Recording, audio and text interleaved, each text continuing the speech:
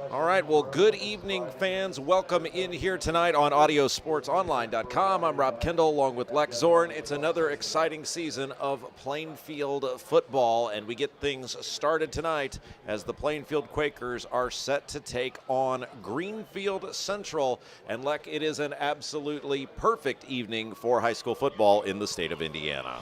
Indeed it is, Rob. Right now it's a beautiful day here in Plainfield under a mostly clear sky. 82 degrees the current temperature. 84 was the high today here in the western Indianapolis suburbs. It's supposed to be 82 at 7, 79 at 8, and 73 at 9. So we should have great weather all night long. It's great to finally be back here with the thrill and the excitement of the Friday Night Lights. You know, high school football, one of the absolute greatest joys of my life, watching it and commentating it.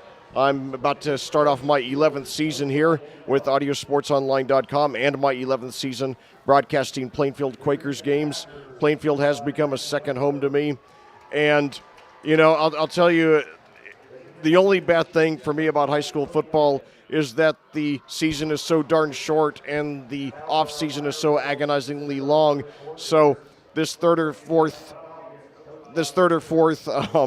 Friday in August every year when I climb those bleachers up to the press box for the first time, it's just an absolute exhilarating feeling knowing that we're back to high school football now. And of course, this is a very special year for Plainfield, as we'll be talking about later. This is the farewell season of head coach Brian Woodard, who's meant so much to this program for the last 26 years. Yeah, so let's real quick, let's catch your breath. We'll let everybody know what's going on. We got about 19 minutes up on our clock. Let's take a moment as our pregame show is live here tonight to thank the sponsors who make Plainfield football possible. They include CCB Contracting, Geodis, Gunnell Financial, Julia Burbridge of Remax Centerstone Plainfield, Kyle Burnfield, mortgage lender at Flagstar Bank, Team Turley, Fairway Mortgage, the Bailey & Wood Financial Group, African Plum Home, My IT Indy at myitindy.com, I-70 Wrecker Service and Garage, BGW Construction LLC, The Beacon Sign Company, Jeff Brown Photography, and Karen Alexander Photography. And like as you mentioned, yes, this will be the final season for Plainfield head coach Brian Woodard. He decided to return, give it one more season. We have a new coach in waiting who will take over next year, Tyler Bless. And, you know, we talked with Coach Woodard both in the preseason show and our first coaches show of the year leading up to tonight's game. He seems totally at peace with everything. He seems very excited about the season, and he does not want this to be, you know, some farewell swan song. He is very excited for business as usual. Yeah, he is, but, you know, Rob, after, 17 years as the head coach and so many rough breaks being in the sectional of death, I so much hope that we give Coach Woodard the send-off that he deserves, which is at the very least that elusive sectional championship, hopefully more, but even the sectional would be extra special. You know, Coach Woodard arrived here back in 1997 right out of the University of Evansville as a very young man. He's spent more than half of his life with this program now, first 9 years as an assistant coach, now 17 years as a head coach.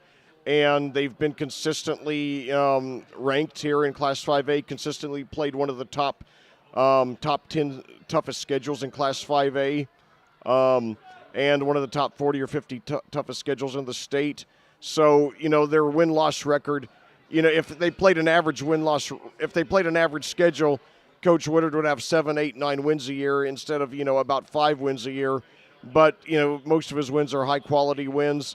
But, you know, you look at why he hasn't won that sectional. Well, 16 previous years, 4 losses in the sectional to Cathedral, the winningest program in state history, 14 state championships, 4 losses to Roncalli, 9 state championships, and 4 losses to our arch rival Decatur Central, consistently a top 5 team, and then as well as 2 losses to Zionsville, a 2-time state championship. So, you know, a lot of it is just the lack of competitive balance, which Coach Woodard has been very critical of, but you know, this year with Cathedral out of our sectional, we will have a better chance. Yeah, so as you mentioned, 4-6 last year, a first-round sectional loss to the aforementioned Cathedral. Obviously, it was a building year for this team. They had a lot of flux at the quarterback position. And this year, it will certainly be Hunter Newell's team. And, you know, you look at where the Plainfield Quakers are at, Leck, it is important for them to get out of the gate with a big win against Greenfield Central tonight. Yeah, and it's going to be tough because, you know, Greenfield Central has been one of the top turnaround stories of Indiana high school football for the last 3 years. You know, when Travis Nolting inherited this program back in 2019, Greenfield Central was coming off an 0-10 season, and it looked like it was a major rebuilding task. And not only that, but Nolting completely revamped the offense of the Cougars from a heavily passing team to a wishbone team, and you can't get much more radical than that. And the team has been slowly improving. His first year, they went 2-9. Second year, after losing a couple of games to coronavirus, they went 3-5. Last year, got over the hump with a winning season, 7-4. This year, they're aiming to do even better. Now, Greenfield Central is a Class 4A team. Plainfield is the only Class 5A team on their schedule. So this is a very ambitious start to the season for the Cougars. And if they were to start off by getting a win on the road against a higher class team, that would send a message for sure that they are for real and they plan to make a very deep run in the playoffs this season. On the other hand, Plainfield really wants to start off the season with momentum. You know, this is, like we said, Coach Woodard's farewell season. And, you know, anymore in the Mid-State Conference, there aren't many gimme wins, if any at all. You know, 10 years ago when I began commentating, you could pretty well count on beating Cathedral, Mooresville, and Franklin. I'm sorry, not Cathedral. What am I thinking? We could pretty well count on beating Greenwood. Whiteland was in there as well. Yeah, Whiteland would become good by then, but we could pretty well count on beating Mooresville and Franklin every year. Those were like two gimme wins. And Martinsville, to some extent, they had some good years, but they also had some bad years. But now, I mean, Mooresville's a powerhouse. Franklin is an above-average program. Perry Meridian, who was the doormat the first few years in the league, they look like they're starting to turn a corner. Mooresville, a major powerhouse in Class 4A. Yeah, there are no easy wins. And by the way, setting the scene for you, it's youth football night. So all the youth football players on the south end of the field are setting up a tunnel for the varsity players to run out through. We still got about 13 minutes up on the clock before tonight's broadcast here on Audio Sports Online. I'm Rob Kendall along with Leck Zorn. You know, it's interesting, Leck, we've been covering the Plainfield Quakers since 2008. And by the way, look at that plane that's going up overhead. Of course, we're very close to the Indianapolis International Airport. What a view on that, seeing that plane take off. You know, it's interesting. I was talking with somebody before the game, and it seems like every single year for Plainfield, and certainly years where they've come out and you said, wow, this is a team that really could contend. This is a team that's really got a chance. They've been so snake-bitten by the injury bug, usually in key, you know, positions like a running back or a quarterback. And this year, on both sides of the ball, they've had injuries to the offensive line already. And, you know, it's really just unfortunate that over the years, Brian Woodard's teams have been so snake bit by the injury bug. And, you know, I think the worst year, the most unfortunate year was back in 2013. That was the first year of the six-class system. Plainfield was the highest enrollment. Plainfield had the highest enrollment in Class 4A that year. They were legitimate contenders for the Class 4A state championship. And in the season opener, which I had the honor and pleasure of commentating, they went down to Columbus North, a Class 6A team, and got a 34-32 win. A super big-time win, and they started off that season 4-1 with the only loss coming to Roncalli. But then they just had, you know, the injuries pile up, especially to Josh Miller, their star senior running back who went on to Ball State, and then also Morgan Hagee, their kicker, who not only went to Ball State as well, but also became one of the top college football kickers in the country during his 4 years there. And they just they collapsed, losing their last 5 games. And then, you know, I've been left ever since thinking what might have been had they stayed healthy. I think they would have, you know, made a deep run in the Class 4A playoffs that year. Then, of course, since the next reclassification in 2015, they've been in Class 5A ever since. Yeah, so we're getting ready. The band is on the field for the national anthem. We'll have that momentarily. Still got about 11 minutes up on the clock. Again, Rob Kendall along with Leck Zorn bringing you tonight's game here on Audio Sports Online. Let's thank a couple of people who have made this possible. Obviously, we start with the quarterback club for Plainfield, another phenomenal year, year number 15 for us of bringing the broadcast. We couldn't do it without them. They are always the ones who round up the sponsors to make the broadcast possible. I want to thank Brian Woodard, the head coach of the Plainfield Quakers, doing another phenomenal job making sure that we're able to be out here this year. Superintendent is Scott Ollinger. Also want to thank the athletic director at Plainfield High School, Tori Rodkey, who has been out here for quite a while, and the principal is Patrick Cooney. Thank you to all those folks for making it possible for us to be out here again another year to bring you Plainfield varsity football on AudioSportsOnline.com. As usual, a little later on in the year, we'll have a couple video broadcasts of the JV games, a broadcast of a freshman game,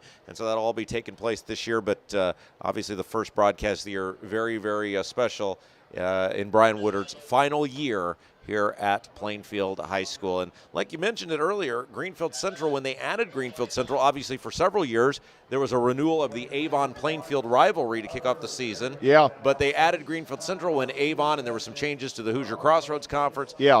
And you kind of felt like first couple of years, hey, this is a game you should win in terms of Greenfield Central. But as you mentioned, a dramatically improved program. They're going to really have to fight in order to win this one tonight. Well, I'm glad you mentioned that, Rob, because I was actually in fact, I've commentated, now this will be all three games in the series so far, the first one being 3 years ago out at Greenfield Central. And that was a game that Plainfield did win 42-6. And I know you're probably thinking that's a blowout, and to some extent it was. But the thing is, I walked away from that game thinking that Greenfield Central was going to be a tough early season test for us if we kept them on the schedule, which we have, because even though that was their first game under Coach Nolting, and even though they were adjusting to a completely different offense, like I said, going from a passing offense to the wishbone, they were very scrappy, and that was a 21-6 game, still just a two-possession game late in the third quarter before Plainfield broke through with 3 touchdowns in 4 minutes to put the game away. And then I was really looking forward to seeing the improvement the next year. However, that game in 2020 that was supposed to be here was canceled because of some coronavirus infections on the part of the Quakers. Of the Cougars. So they backed out of the game, and they were replaced on the schedule with about 4 or 5 days notice by Carmel. Yeah, boy, talk about a good luck. And Plainfield was actually quasi-competitive in that game, which was amazing. By the way, the Plainfield Quakers now running out onto the field, meeting at the center of the 50-yard line. Plainfield will be in the home red jerseys, gray pants, gray helmets, as we'll await the arrival of the Cougars onto the field. You can hear the band going on in the background. And like it is, an absolutely perfect night for high school football. You know, it's amazing all these years of doing games. This is our this is our 17th year collectively on Audio Sports Online, 15th in Plainfield. We've had some weird weather over the years to start the season. Sometimes it's been as high as nearing 100 degrees. We've had storms over the years, but tonight we're anticipating a totally perfect night for high school football. Yeah, absolutely. And you know what? I ought to ask a player, from a player's perspective, what's perfect football weather? I would guess maybe like upper 50s or so with all that padding on. From a fan's perspective, yeah, this is about perfect. Like I said, 82 degrees here under a mostly sunny sky here in Plainfield, just a few miles west of Indianapolis. But, yeah, you go back to that Carmel game a couple of years ago. We lost 31-6, and, losing to Carmel 31-6 on 4 days preparation is actually not bad at all. We were very competitive, all things considered, in that game. And then last year, Greenfield Central was back on the schedule, healthy, and we went out there and they gave us a much tougher fight. They won 21-14, and I'll tell you, Rob, that game hinged on two plays. Greenfield Central got the ball first. They ran the wishbone. At first, they ran the ball almost at will. They consumed, I believe, just under 6.5 minutes, a little over half the quarter on that first drive. Looked like they were going to cap it off with a touchdown and put us in the very uncomfortable position of starting off behind with the freshman quarterback, Carson Melvin. However, finally we stopped them on downs at the 5. We took over. Then on the first pass of Melvin's career, he went 94 yards to Cale Vanderbush for a touchdown. And at that, never mind. I thought they were going to start the national anthem. But anyway, so we ended up putting Greenfield Central in a hole where they had to play from behind, and we held on in a very tough game for a 21-14 win. But I believe that had Greenfield Central scored on that first possession, it would have been a very, very different game, and we would have been in a deep hole, and the Cougars would have had a very good shot to win. Now, things have changed, since then for Plainfield. Carson Melvin has transferred to Westfield, and they have an announcement here. Yeah, I think fans are, well, no, not quite yet. Hang on here. We'll alert you when we're ready for the national anthem. There we go. Now we're about ready for the playing of the national anthem. Performed by the Plainfield Marching Band under the direction of Mr. Michael Carpenter.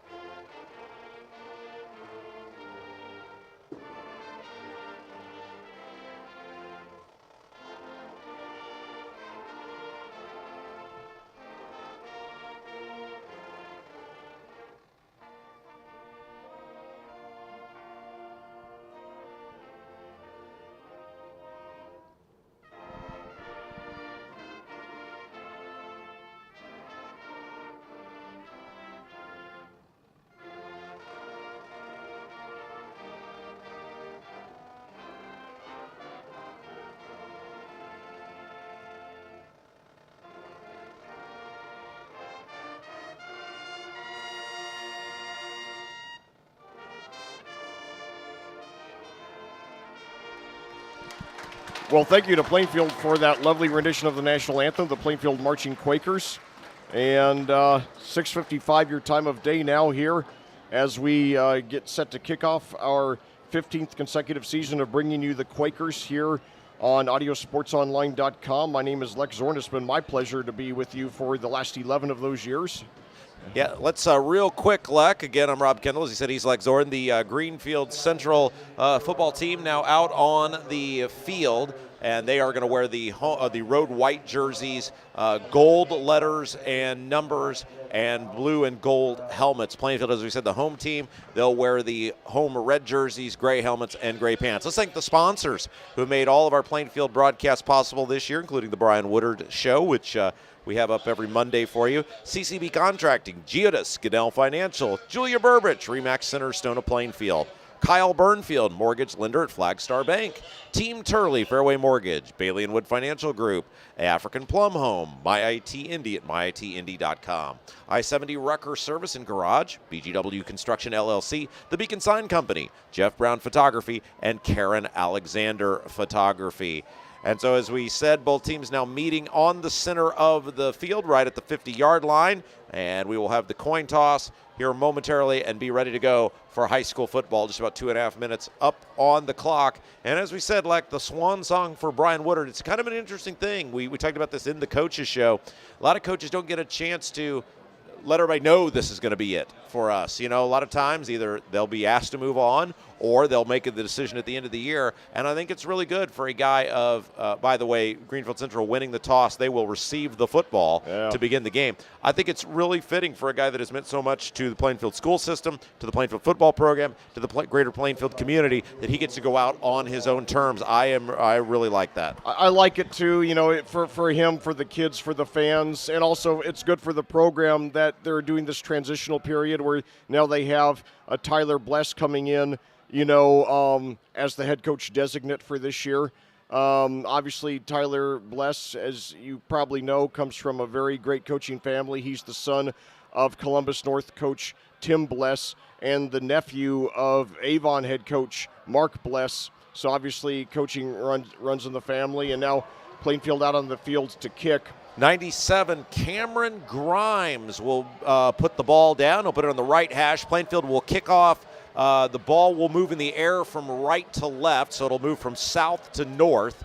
And a couple of Greenfield Central players back deep to receive the kick. I think that's is that a 7? Come on, turn around. Boy, those gold numbers are always so hard to read. All right. I think it's 7 and 4, and we'll keep you alerted as we go along here. 6:58, but they're going to start early. All right, everybody's ready. Let the season begin. And puts the foot into it. It's a high end-over-end kick.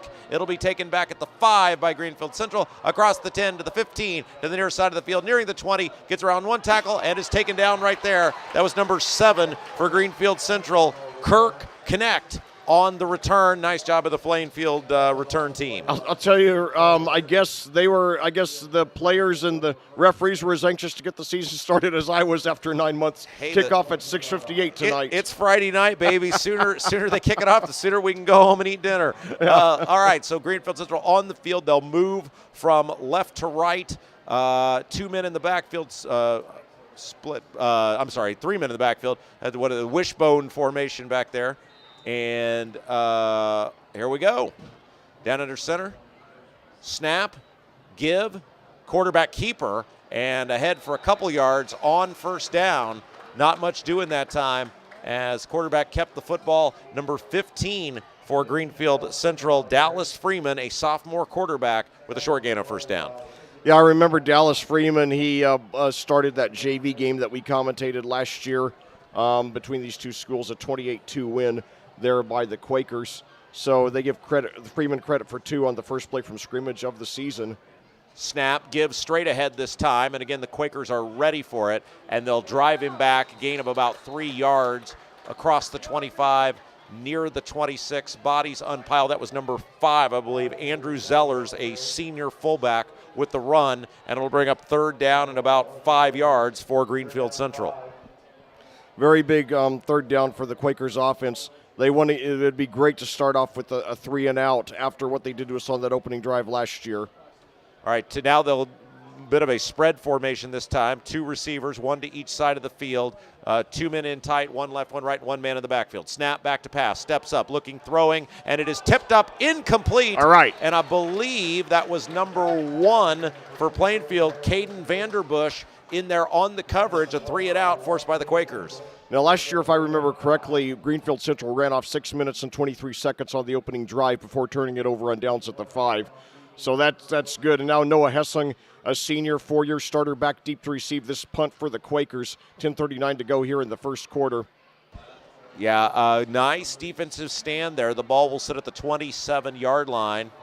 And I believe that is number is that number 2 back there to punt? Man, these gold numbers are so hard to read, Lack. Yep. Thought we got away from that when we stopped doing the Avon games. I got some stories about bad color schemes, but. And now there is a whistle, which will stop play. It looks like it's going to be against. It looks like it's against the Cougars. That's good. I was afraid we just given them an delay game. Okay. All right. So Plainfield should get the ball in excellent field position. And I apologize that I so far have not gone over the statistics of these two teams. I will do that later. A lot to report. Snap, there's the kick. Fair catch called for. It'll hit on the ground. It'll take a big bounce Wow. for Greenfield Central. Not the smartest move there to let that one go. Maybe didn't feel he could catch it. It'll go all the way back to about the 26. So Greenfield Central does flip the field. And by the way, I believe the punter was number 25, Aaron Lee for Greenfield Central. So that's going to be about a 47-yard punt there. So Plainfield not starting off in such good field position. Now, I'm going to tell you a little more about the statistics more when we have time, but in a nutshell, there's no quarterback controversy this year as we expected there to be. You know, last year, you probably remember, we played almost every game, both Carson Melvin and Hunter Newell. Newell now is a junior, and this is his team. Melvin now playing at Westfield. Hunter Newell with now, a very aggressive formation, 3 receivers to the right, 2 to the left. Snap. And whistle, and let's see what the call is here. Yeah, as you said, like they went with the empty backfield right out of the gate. You know, it's interesting. I don't see any penalties called here. Maybe they just weren't ready to play. We talked with Coach Woodard about how much this game has changed since he started coaching in 2006. And Plainfield used to be I formation, 2-hour game, 3 yards in a cloud of dust, and now we start with an empty backfield. Snap, back to pass. Newell steps up, throws, got a man caught up near the 30. That is the aforementioned Noah Hessong. So a nice little gain on first down by Plainfield. Noah Hessling, a 4-year starter at wide receiver, likely to play some running back this season also. So quickly the Quakers move a new set of players in as Hunter Newell goes over, gets the play, and will return back. Newell just a junior, and obviously started the season on the injured list last year. Has adapted nicely at the end of last year, splitting time at quarterback, and now it is his team to run. One man in the backfield. Snap. There's the give. Straight ahead, the aforementioned Hessung, and he drives forward. He was a hit at the line of scrimmage, but able to drive forward for a gain of about 3 yards there, so it'll bring up a 3rd and 3 for Plainfield with 9:35 left to go in the first quarter. You know, last year was the first year that I ever commentated the Quakers in which rushing offense was not one of their strong points. They had a really young offensive line that made it very tough for their featured back Juan Nieto III. This year, they don't have a clear running back. They're going to try both Hessung as well as a track and field star named Troy Larison, who's a senior. Out of the gun, one man in the backfield. Snap, play action, steps, throws, got a man caught, far side of the field. Yeah, nice job. Irwin. First down, Grant Irwin, as you said, like number 10. First down up near the 40-yard line. First down and 10 for Plainfield. Grant Irwin, only 7 receptions last year in varsity action, but they went for an average of 17 a carry, including a touchdown. He didn't get many varsity chances because he was in the shadow of the 3 seniors, Caden Smith, Cale Vanderbush, now at the University of Iowa, and Cooper Springs. But now he's going to get a chance to shine this year. 5 yards on his first reception of this game. All right, so first down and 10, as you said. One man in the backfield. Newell will work out of the gun. 2 men to the right, 1 man to the left. Man goes in motion from right to left. Snap, give straight ahead, a little bit of a hole up near the middle of the field and up across the 40, near the 42. Nope, still going all the way up to the 44 is where they'll spot it. And it is a nice gain on 43 now they'll finally decide on. So get about 5 yards on first down. So, yeah, Hessung, 2 rushes now. First one, he went for 3. That one goes for 5. So 2 for 8 for Noah Hessung. You know, a 4-year starter, obviously looking to get a college scholarship, showing his versatility there. Coach Woodard said half-jokingly on his show the other day that he's going to play wide back this season. Yeah, 2 right to the right. 1 man to the left. Man goes in motion from right to left. Snap, give, straight ahead. Big hole up across the 50. Driving into Greenfield Central territory. Noah Hessung, first down, Plainfield. So Hessung 3, 5, and now 8 yards. So 3 for 16. Very, very promising start for the Quakers. 3 rushes, 2 passes, 25 yards of total offense. That's 5 yards of play. All you need is 3.4 to keep the clock and the chains moving. So let's do it, boys. Put Greenfield Central. Greenfield Central has last year had more than a 10-to-1 rush pass ratio. If we can put them in a position where they're induced to throw a game plan they're not comfortable for, that tilts the game heavily into our favor. Very quickly back to the line of scrimmage. 2 men wide to the left, 1 man to the right. Out of the shotgun, Hunter Newell. Single man in the backfield. Snap, give again straight ahead. Boy, he is hit and dropped. They knew what was coming that time. Noah Hessung may have lost a yard. Oh boy, it looks like he lost a couple on the play. Back into Plainfield territory. Yeah, they went to the well one too many times. Nevertheless, overall, good start to the drive for the Quakers. We just got to, keep the clock and the chains moving, and got to make the Cougars play from behind. I was disappointed that we didn't get the ball first, but hey, we held them to a 3 and out, and we get the ball first to start the second half, so that all worked out okay. It's really amazing. Like, you see these airplanes. I mean, they're going right overhead, and I'm sure they've done that for years and years and years. Maybe I just noticed them a little bit more this year. No, I've noticed them from the times when, especially those JV and freshman broadcasts where I would do the camera, and I would occasionally, if it was between action, I'd show them on the video screen. So we got a timeout on the field called by Plainfield. 6:38 left to go in the first quarter. Second down and 12 coming up for the Quakers. They're moving from right to left on your computer screen. I'm Rob Kendall. He's Lex Zorn. And it's our opening night of high school football. And we'll have all the games for you this year on AudioSportsOnline.com. All the games, and hopefully there'll be a minimum of 10. Hopefully there'll be 14. We'll see. But at the very least, I so much hope that we give Coach Woodard a sectional championship as a send-off for everything he's meant to this program for the last 26 years. Yeah, next week, Lek, I'll be manning the fort back at the Gaudio Sports Online home base. It'll be you, my friend, venturing out to the brave frontier known as Lafayette. Yeah. And we'll be communicating via cellular telephone. You will have the call. You'll be the man next week, Lek. Yeah, before I rejoin you for the week after. Yeah, it'll be great to get back there, and I'll be talking more about that game at halftime when we do our preview of next week. Oh, finally the pizza here. Usually it's here before the game, but better late than never. So, Rob, we'll have to take turns. We'll have to take shifts to get our pizza. Yeah, that's fine. You're more than entitled to go first, Lek. You have at it, and I'll filibuster while you enjoy your dinner. So back to action here. 2nd and 12 coming up. 2 men to the left, 1 man to the right, out of the gun, single man in the backfield, man in tight right as Newell works out of the shotgun. Snap, back to pass, steps up, has time, now going deep. Down the left side of the field, got a man, overshot the intended receiver, Grant Irwin. He was open, but pass fell incomplete. It'll bring up 3rd down. So now after moving 25 yards in the first 5 plays, minus 2 yards in the last 2 plays, so Greenfield Central's defense starting to settle down. I think Irwin might have lost that ball in the sun. Nevertheless, he's expected to have Coach Woodard says he's going to have a very big senior season. Hopefully, it'll be enough to get him a college scholarship.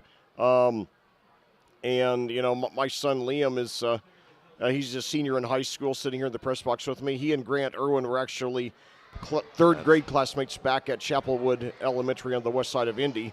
So 2 men go in tight right, 2 men tight left. Single man in the backfield. Shotgun snap. Back to pass. Little screen pass. Got a man. It's caught. He's got room to run. He's at the 40. Big hit near the 1st down marker. I think he's going to be a little short. Great play call that time. I think that was Larison. Yeah, I was going to say that was number 16, Troy Larison, on the crossing route reception there. And Larison very close to the 1st down. He's going to be a yard short. 4th and 1 coming up from the 40-yard line. Now, Larison's a guy I'm going to keep an eye on because he did not play football last year. He is a senior, but Coach Woodard plucked him from the track and field team because they need some running backs. And now our reception on a screen pass for 11 yards, 4th and 1 here at the 40. They go for it, and I think he's still pushing. He got pushed for it. I think he got it. He got it. Oh, my God. He was hit in the backfield, and then the linemen, plurals, were able to get behind him and push Noah Hessong forward. It's going to depend on the spot. Boy, that is close. I think he got it, but let's see. Boy, that is super, super duper, super close. And he was hit in the backfield. Greenfield Central got a nice initial push, but wisely some members of the Plainfield squad got behind Hessong and pushed him forward. We got it. It is enough for a 1st down. All right. So Hessling 5 for 15 on the ground on this opening drive. And Larison, not bad for a guy they plucked off the track and field team. 11 yards on a screen pass that set up the 4th and short situation. 2 men go wide to the right, 1 man to the left. Out of the shotgun is Hunter Newell. And movement up front, and I think that's going to be offsides on Greenfield Central. And, Rob, I like what we're doing. We've already consumed more than 5 minutes on this drive. So, yeah, we're if we can, run off another 2 or 3 minutes, get a score, and, that'll be great. So now 1st and 5 at the 34. Yeah, 1st down and 10, as you said, or 1st down and 5, as you said, Lek. 5:27 left to go. Plainfield down to the 34-yard line. 2 wide to the right, 1 man to the left. Snap back to pass. Newell steps up, throwing down the far side of the field. Got a man over the head of the intended receiver, out of bounds. Grant Irwin. It'll bring up 2nd down. And, that's the 2nd time in this game already that Newell's thrown deep to Irwin. Neither one's connected, but, just give it a little time and it will. So that's showing a lot of confidence that, that Newell has.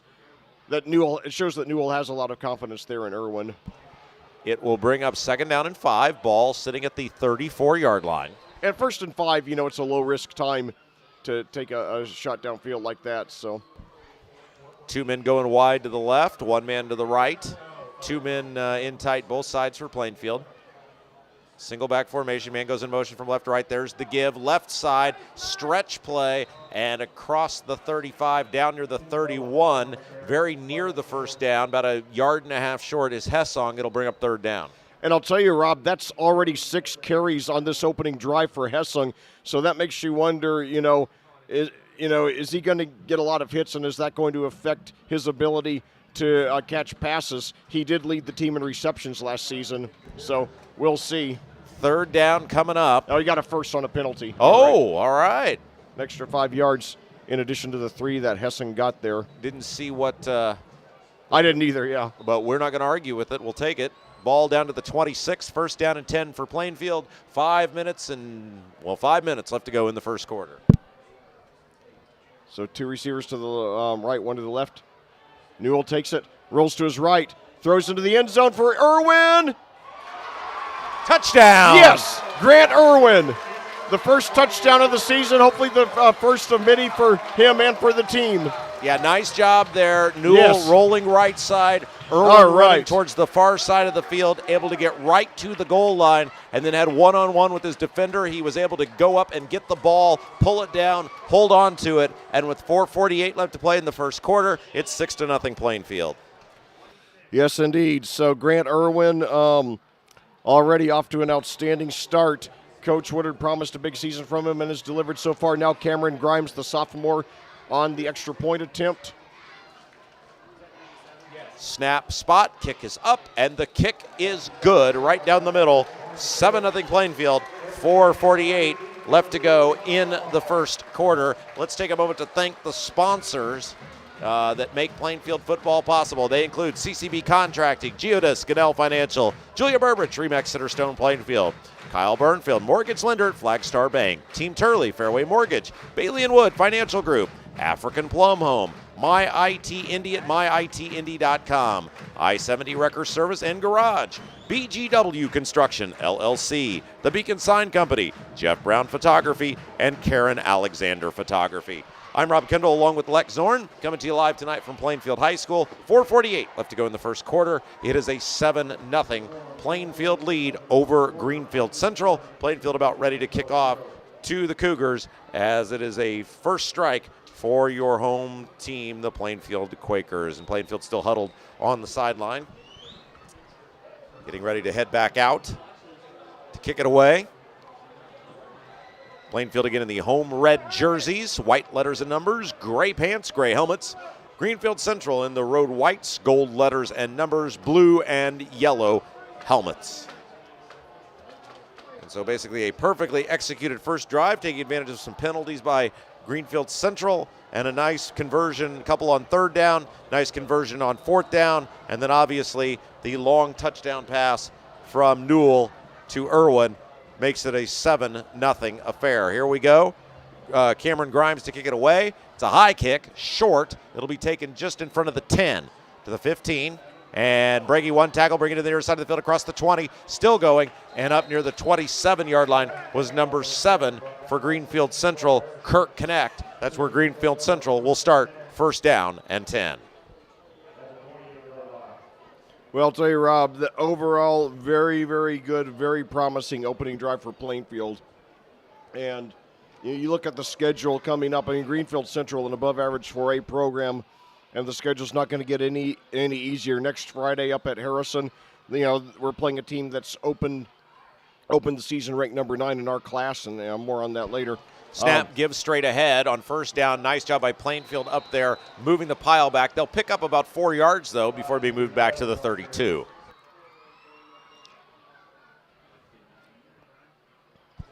That is one thing about this offense, Leck. They're not going to beat you with a lot of bombs, but you got to bring guys up because they'll systematically move the ball down the field if you don't really stack the box. Oh, yeah. Second down, about 6 yards to go. 3 men in the backfield. Snap, give ahead to the front man. No, give to the back man. Nice ball fake that time, and he will drive forward up to about the 37-yard line as the bodies uncover there. And I believe... What did they say that his name was?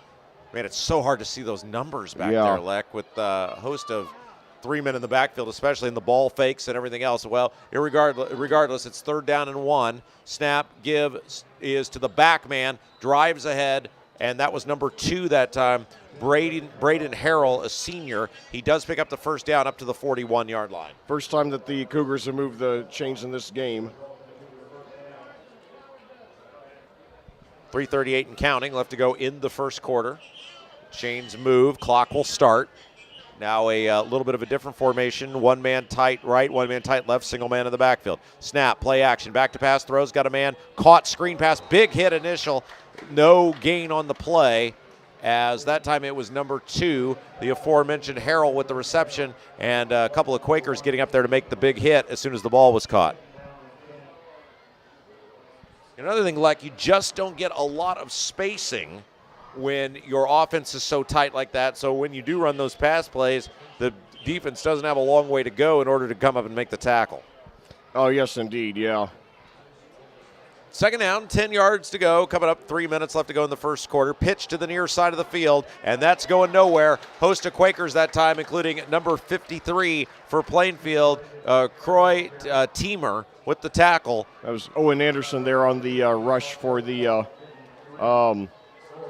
Cougars, and I believe they're going to, so that's 2 consecutive plays of no gain for the Cougars. So now they get their first down of the game. Now it's 3rd and 10. So that puts them in a likely pass situation.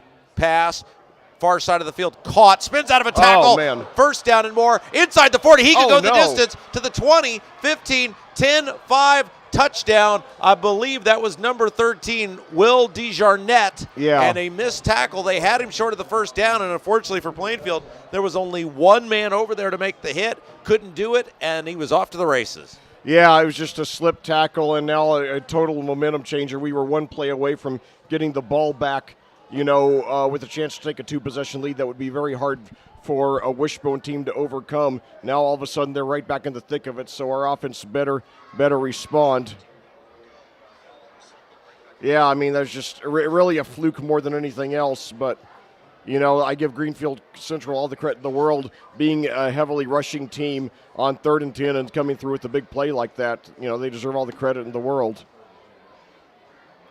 Yeah. So now the extra point, it's a 7-6 affair now with 2:13 left to go in the first quarter. Line drive kick, it is up, it is through. I believe that was number 8. Is that 18? Man, those numbers are just so hard to see. And it is up, regardless, it is up, it is through. And it is now a 7-7 affair. Did they say it was no good?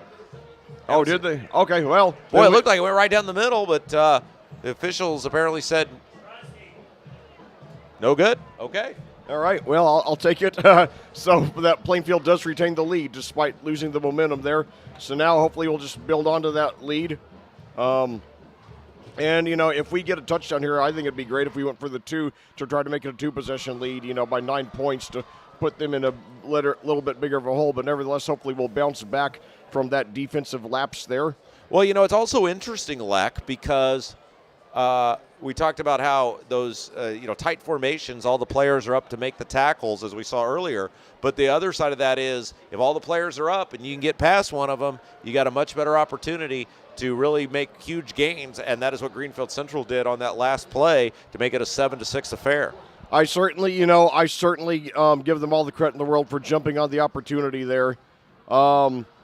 Greenfield Central, they're the type of team, hold that thought. So now getting ready to kick off here. Plainfield getting ready to receive the ball, down by 1. Actually, up by 1, excuse me. And a couple of Quakers back there to receive the kick. It's a line drive kick. It'll bounce. It'll be taken at the 8. And, oh, boy, unfortunately for Plainfield, the players tripped over themselves. I believe that was that Troy Larison on the return that time? I think so, Leck. Yeah, it was Larison. Unfortunately tripped over his teammate, and so bad field position for Plainfield back at about the 16-yard line. Yeah, Larison, a great athlete. And, I always enjoy looking at instances over the years at all levels where people have tried to take a really great athlete from one sport and put him into another sport and see how the results are. There have been a lot of mixed results. So hopefully this experiment of bringing a track and field star to help us at the running back position will pay off. All right. 2 receivers wide to the right, 1 man to left. Snap, back to pass, throwing down the far side of the field over the intended man. Incomplete. It was number 1, Caden Vanderbush, the intended receiver. Yeah, Caden Vanderbush, younger brother of the great Cale Vanderbush, a big star for us the last 4 years. Played some option quarterback, but primarily a wide receiver, now a freshman for the University of Iowa Hawkeyes.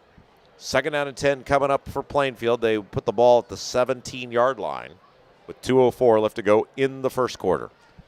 Hunter Newell 4 for 7 so far, 46 yards and a touchdown. 2:04 to go here in the first quarter. Game 1 of 9 in the regular season. Coming at you live from Red Pride Stadium in Plainfield. Out of the gun, 2 receivers each side of the field. Snap back to pass. Throws, got a man caught near side of the field. Breaks out of 1 tackle, still going. Very close to a first down up near the 30-yard line. Yeah, and that was Grant Irwin. Yeah. Should be enough for a first down. It is, and that'll move the chains. Grant Irwin with 3 of our 5 receptions so far, including the touchdown, gets 12 on that one. Hunter Newell, 5 for 8, 58 yards and a touchdown. Grant Irwin, 3 for 43 and a touchdown. So 1st down and 10. 3 receivers wide to the right, 1 man to the left. Working out of the shotgun single back formation. Snap, give, straight ahead. Breaks through a couple tackles up near the 35-yard line. Number 16 that time, Troy Larison with the run. And it'll bring up 2nd down.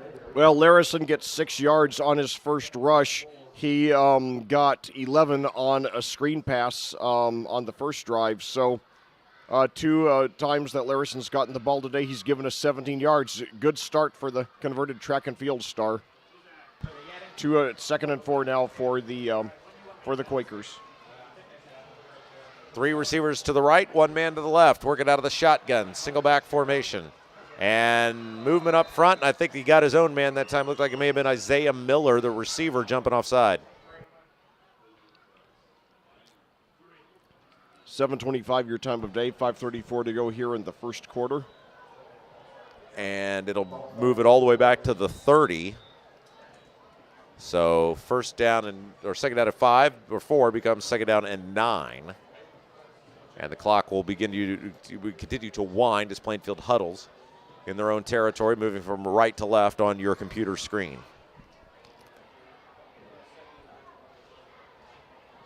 Out of the gun, Newell, 2 to the right, 1 to the left. Single back formation, snap, play action. Pump, now flushed out. He's going to run with it and slides ahead across the 35. They'll put him down at about the 36. Flag flew in late. It could be a late hit. He had slid, and the player hit him. They usually give a little more leeway in high school on that than they do in the pros. Now the officials are talking, and we'll see.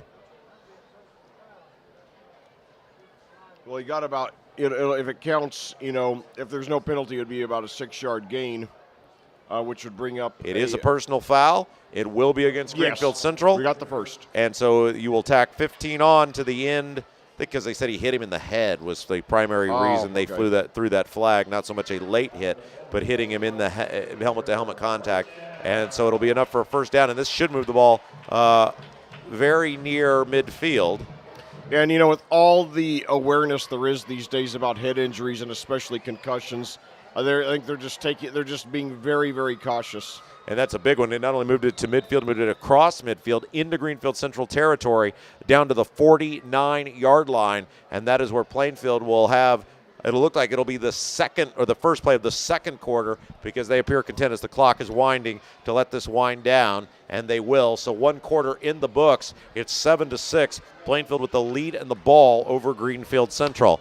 I'm Rob Kendall. He's Lex Zorn. And let's take a moment to thank our sponsors who are making Plainfield football broadcasts possible this year on Audio Sports Online. They include CCB Contracting, Geodis, Gannell Financial, Julia Burbridge of Remax Centerstone Plainfield, Kyle Burnfield, mortgage lender at Flagstar Bank, Team Turley Fairway Mortgage, Bailey & Wood Financial Group, the African Plum Home, MyIT Indy at myitindy.com, I-70 Wrecker Service and Garage, BGW Construction LLC, the Beacon Sign Company, Jeff Brown Photography, and Karen Alexander Photography. So again, thank you to everyone tuning in tonight here on AudioSportsOnline.com.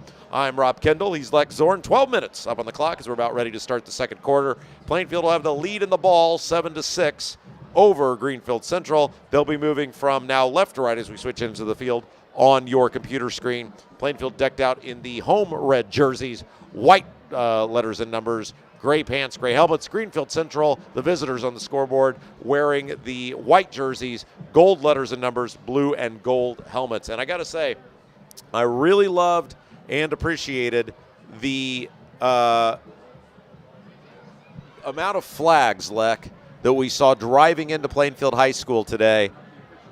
It was very nice. The driveway into Plainfield High School draped in American flags. It was really a phenomenal show of patriotism, and it doesn't always exist in all parts of the country anymore, but it was just really nice. I got a little emotional seeing that. I thought that was great. Oh, I did too, and I'll tell you, one of the best experiences, one of the most enriching experiences I had this year is, when I saw, hold that thought till after this play. I really want to tell this story, though, because it means a lot to me personally, and hopefully will to the listeners, too.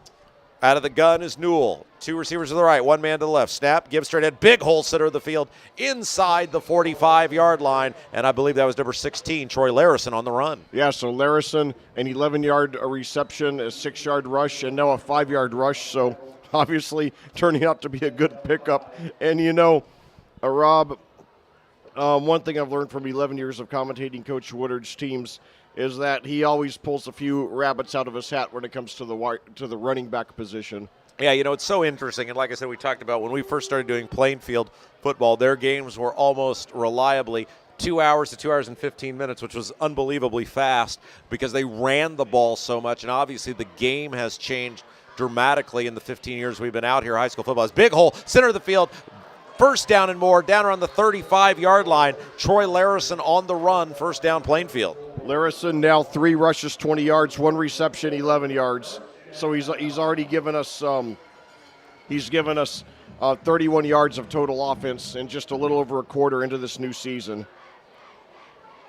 And one thing I like about seeing his success early on, it makes me hopeful that we won't have to put Noah in at running back too much. And then, who knows who will emerge during the season. But, yeah, I like seeing what Larison is doing to start off. He's not a big guy, 5'8", 155, but he sure hits that line with a lot of power. 2 receivers wide to the right, 1 to the left, single back formation.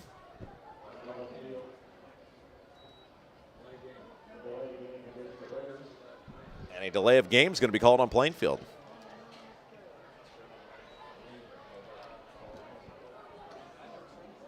Well, so now from 1st and 10 to 1st and 15, but hopefully we won't let that break our momentum. And I like these officials. They're very aggressive on the clock winding, Lek. And that means the more the clock winds, the faster the game gets over, which means we might make it home to watch on, On Patrol now. It used to be Live PD on the Reels Network. Oh, okay. 2 receivers wide to the right, 1 man to the left. Snap back to pass, steps up, has time. Going down the far side of the field. He's got a man. Overshot the intended receiver, Isaiah Miller. He was open, but the pass thrown a little high. Yeah, I think maybe he just wasn't sure when the ball was going to be released, but nevertheless, Hessling still overall off to a good start, 5 for 9, 58 yards and a touchdown. The touchdown coming 26 yards to Grant Irwin in the first quarter to open the scoring. Go ahead, Lex. I was going to say 10:46 left to go in the first quarter, or first half, rather. Rob Kendall, Lex Zorn coming to you from Plainfield High School. Thanks for everybody tuning in tonight on Audio Sports Online. 2 receivers wide to the right, 1 man to the left. Newell working out of the shotgun. Snap, back to pass. Steps up, has time, fires a bullet down the middle of the field, and it is tipped up, nearly picked off, also nearly a catch. The intended receiver was Noah Hessong. It'll bring up 3rd down. Yeah, I think Hessling just wasn't ready for that tip. I think had he been prepared for it, I think he might have gotten it. And if he had, he would have been gone for the touchdown. So 3rd and 15 now. So hopefully we'll keep this drive going. We are in 4-down territory here, but really I do not want Greenfield Central to get the ball with a chance to take the lead, especially as good as they are at consuming drives. Although you take away that one fluke play and, they would not have gotten that score. Ball's at the 40. It's 3rd down and 15, 10:39 left to go in the first half. Four receiver set, 2 left, 2 right. Snap back to pass, steps up, flushed out, rolling right side, rolling, throwing, and he had a man but overshot the intended receiver. Number 2, Noah Hessong, and that will probably, based on where Plainfield is on the field, bring out the punt team.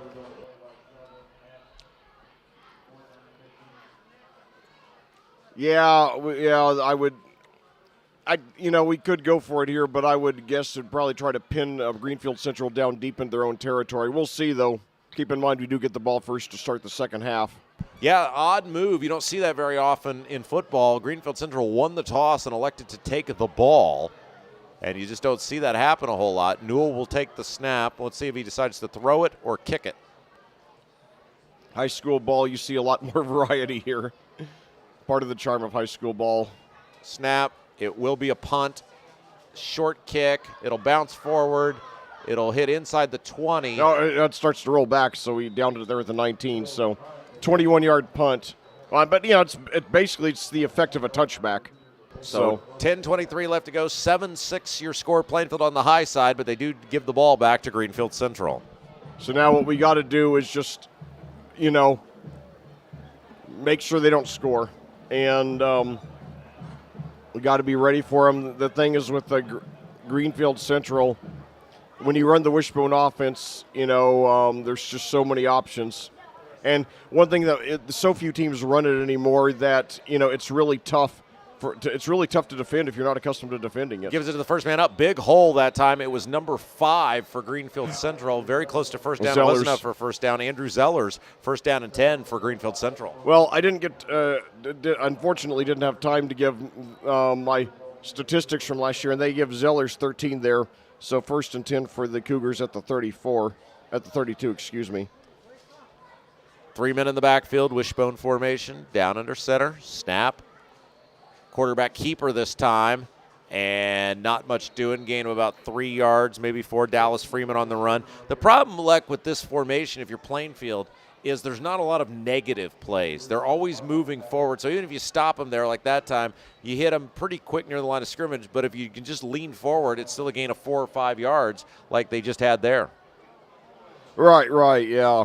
So, yeah, if you could ever get them for a big loss, you got to take advantage of it. But the main thing, you just got to try to force a punt or a turnover on downs. Give to the first man up. Big hole up near midfield. And, boy, the Plainfield defense, which looked so good on that first drive, has now really struggled the last couple times. Andrew Zellers, first down again, up near the 48-yard line.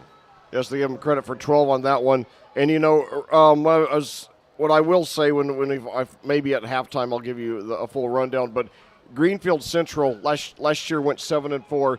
They returned their top 3 rushers from last season, and they're all seniors. And again, last year the Cougars having a 10.8 to 1 rush pass ratio. 3 men in the backfield. Snap, gives straight ahead, and is the ball on the ground? Plainfield signaling like it is. Let's see, it's right at midfield. The officials come running in. Plainfield coaching staff seems to think they've got the ball. No signal from the players yet. Still waiting. Plainfield saying they got it. Still no signal. And it is Plainfield ball. All so right. There you go. Didn't see with the pile of bodies who came out of there with it. I didn't either. Looked like a hit, jarred it loose, and Plainfield gets the ball back in Greenfield Central territory down at the 49-yard line. So good break for the Quakers.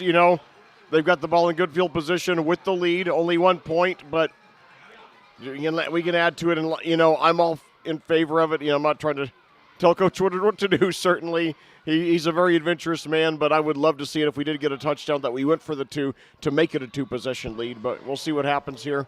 2 receivers to the right. 1 man, now 2 men out to the left. A little last receiver, a little bit late getting in there. And now we've got a whistle. And what's the signal here? Still looking. I think timeout Greenfield Central. Okay. So 8:56 left to go in the first half.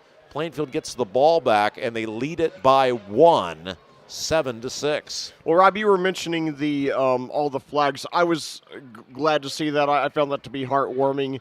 This is a time where we as Americans, we need to come together, regardless of our differences, and fight for this great country and find common ground, embrace the things that have made America so special, over the years, a country that people want to come to from all over the world. And, one of the greatest experiences I had all year is, back in April or May when Sherry's mom became a citizen of this country. I attended the naturalization ceremony as she and about 50 others became American citizens.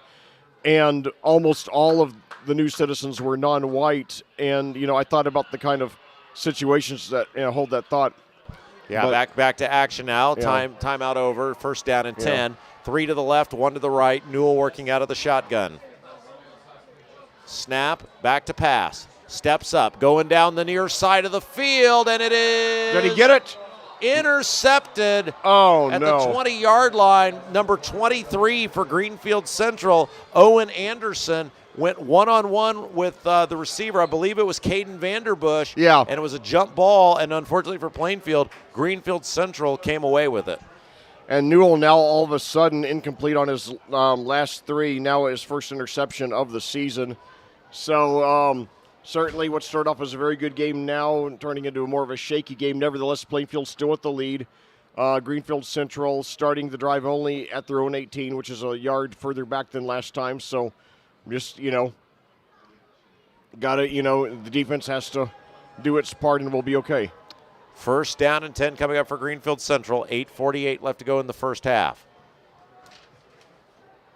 Freeman down under center. Snap.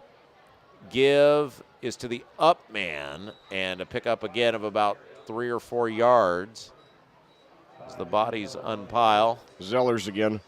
Yeah, Andrew Zellers, number 5, that up man in that wishbone, and he was again able to have a pretty effective run that time of 4 yards. Yeah, he's Zellers 4 for 33 now.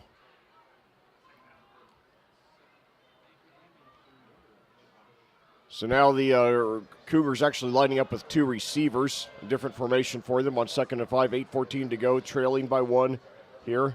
Man goes in motion from left to right. The give is again to Zellers. Takes it to the far side of the field. He's got room to run. He's across the 30 and a first down up near the 35-yard line. It was a little misdirection give that time, and he took it off the right end and a big gain for Greenfield Central. So Andrew Zellers, the go-to guy here in the first half for the Cougars. I have him 5 for 44. And I think you're going to be really impressed when I go over the rushing stats of the some of the returning players for the Cougars. And now a whistle off of the snap. And I think it's going to be a false start. It is going to be a false start on Greenfield Central. Good break for the Quakers. Again, if you're just tuning in tonight, we welcome you. I'm Rob Kendall. He's Lex Zorn. We're coming to you live from Plainfield High School. It's 7-6. Plainfield leading Greenfield Central with 7:45 and counting left to go in the first half of action. Greenfield Central has the ball in their own territory, facing a 1st and 15. Snap, back to pass. Throws, center of the field. It's caught, hit, and dropped, but not before a nice little reception that time by number 13, Will DeJarnette, and he will get what they lost on the penalty plus about 5, so a gain of roughly 10 yards, ball at the 40, and it'll bring up 2nd down and 4. So actually 11 yards that time. Yeah, DeJarnette had the touchdown as well from 59 yards. 2nd down, snap back to pass. Steps, throws to the far side of the field. Ball caught across midfield, still going, and big gain that time all the way down inside the 35-yard line. And it was the aforementioned Will DeJarnette with another big play out of the backfield. 1st down and 10 in Plainfield territory. Boy, we've got to do something. We got to make some kind of adjustment. So 3 receptions, 3 receptions for 100 yards now for DeJarnette. Ball at the 30, 6:50 and counting left to go in the first half. Man goes in motion from left to right. Snap gives to the up man, and I believe that was number 5, Zellers. Short gain on 1st down, but again, when it piles up, it's about 3 yards, so not bad. Yeah, you just need the 3.4 per carry to, keep the clock and the chains moving. But yeah, after those 2 big receptions in a row by DeJarnette, I'm not surprised that Zellers was able to get a few yards there. So we got to clamp down here. 1-point lead. Snap, back to pass. throws, it's tipped up in the air, caught by the quarterback, and he's going to be dropped. Yes. And that is a gigantic Yes. loss. Huge play. He should have batted that ball down. It was hit, came right back to him, and he caught it and tried to run with it. And as a result, he's going to be piled all the way back to the 40-yard line. So a huge loss there of about 13 yards. Yeah, 13 yards. Thanks, Yeah. Leg. So now third and very long coming up for Greenfield Central. Boy, I'll tell you that is a huge break for us. And by the way, for those of you who don't know how statistics are measured, that will go down as a pass that Freeman completed to himself for minus 13. So it's a very odd statistic. It happens extremely rarely, but yeah, he'll go down as the passer and the receiver there. Wow, that's wild. I have a question about that here in just a moment, and you are all things statistics and sports knowledge, Lex. I'll ask you that. Clock winding, 5:35 left to go. Now a 3rd and 20 for Greenfield Central. Snap, back to pass, steps up, throwing down the far side of the field over the intended receiver. Incomplete. It'll bring up 4th down. So, Lex, I don't know if you're a man that likes to throw a few dollars on the now legalized sports gambling in Indiana, but conceivably, if let's say you bet an over on passing yards, I'm just picking a name here. Let's say you picked Patrick Mahomes to throw for over 275, and let's say he's at 277, and he does that and loses 13 yards. That would be negative passing yards for him. Right. Wow. So Well, that's why they say it's never over till it's over. Yeah, and that's one thing. It is a fact that and that reminds me of a story that I'll tell you when I have at the time. But yeah, 4th and 20 here, so no excuse for not getting the Cougars off the field here. Freeman drops back, throws deep, and it is nowhere close, so we take over. Boy, that is wild. Like the ball was on the 40, and they elected to go for it as opposed to punting the football. I mean, it's not like you had Plainfield pinned deep in their own territory, but clearly some serious confidence in the Greenfield Central defense as Plainfield will now get the ball with 5:21 left to go in the first half. A 1st down and 10 at their own 40, so pretty good field position here for Plainfield. Yeah, so, each team, squandering some opportunities, but Plainfield with the lead and the ball. And even if we don't score, we still will take the lead into the halftime, and we'll have a chance to continue to build on it because we get the first possession to start the second half. 2 receivers to the right, 1 man to the left. Snap, give is straight ahead, spins out of a couple of tackles that time. Short gain on the play by number 2, Noah Hessong. Yeah, Hessling with 6 rushes in the first half, or the first quarter, for 19 yards. They give him credit for only 1 there. He's 7 for 20 on the game. Troy Larison is 3 for 20. Hunter Newell 1 for 6. So overall, 11 rushes, 46 rushing yards for Plainfield. Not great, but certainly passable. Certainly decent for the first game of the season. Working out of the gun, snap back to pass. No, he'll give it away in a big hole. And he got the first. Falls down, unfortunately, but a big hole that time. Number 2, Noah Hessong, very near a first down. It was enough for a first down. He could have had a huge gain, but he slipped as he was trying to cut back towards the middle of the field. The ball, however, is in Greenfield Central territory. 1st down and 10 at the 49. And that's a 10-yard pickup there by Hessong. That's his longest rush of the game. Hessong, Coach Woodard said in his show on Monday, will be doubling between running back and wide receiver. He's been a 4-year wide receiver starter. Working out of the gun. Snap. Nope. Now there's a snap. Give is ahead. Big hole. And another huge gain all the way down to the 41 by Hessong. Down to the 41-ish. Gain of about 9 yards on 1st down. Yeah, Hessling is starting to hit his stride on rushing. They give him 7 on that, so I have him 9 for 37. He's a little over 4 a carry. Again, good for a wide receiver. And then Troy Larison, 3 for 20, good for a track star. So Coach Woodard still, knows how to weave his magic at the running back position. So it'll bring up a 2nd down and 3. And there's the give. He'll cut it to the far side of the field. Big hole. First down. That was number 4 that time. Antonio Williams. I think that's the first time we've called his name tonight. And he is a welcome addition right there with a big run for a first down inside the 40 all the way down to the 35. Yeah, we have commentated him in JV ball in the past, so it's good to see him here in varsity action. Now a senior, 5'11", 190. So good job picking up the first there. 3:22 and counting left to go in the first half. Rob Kendall along with Lex Zorn from Plainfield High School. Plainfield with the lead and the ball. 7-6, Quaker advantage. First down and 10. Yeah, it looks at 7:48 your time of day. Looks like we're going to be in the locker rooms well before 8. And now on the snap, quarterback keeper there, and he gets up right about the line of scrimmage, maybe a gain of 1. Yeah, not much doing that time, but it will keep the clock moving inside of 3 minutes, and it'll bring up a second and long for Plainfield. And we do have 2 timeouts, so we still have a full range of options here.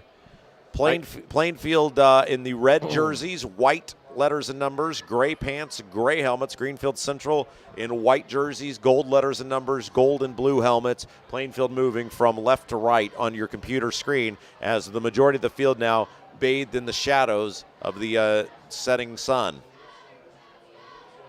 Working out of the gun is Newell, standing back near his own 40. Snap, give, Hessong cuts it back, hit, driven after a gain of 1 yard.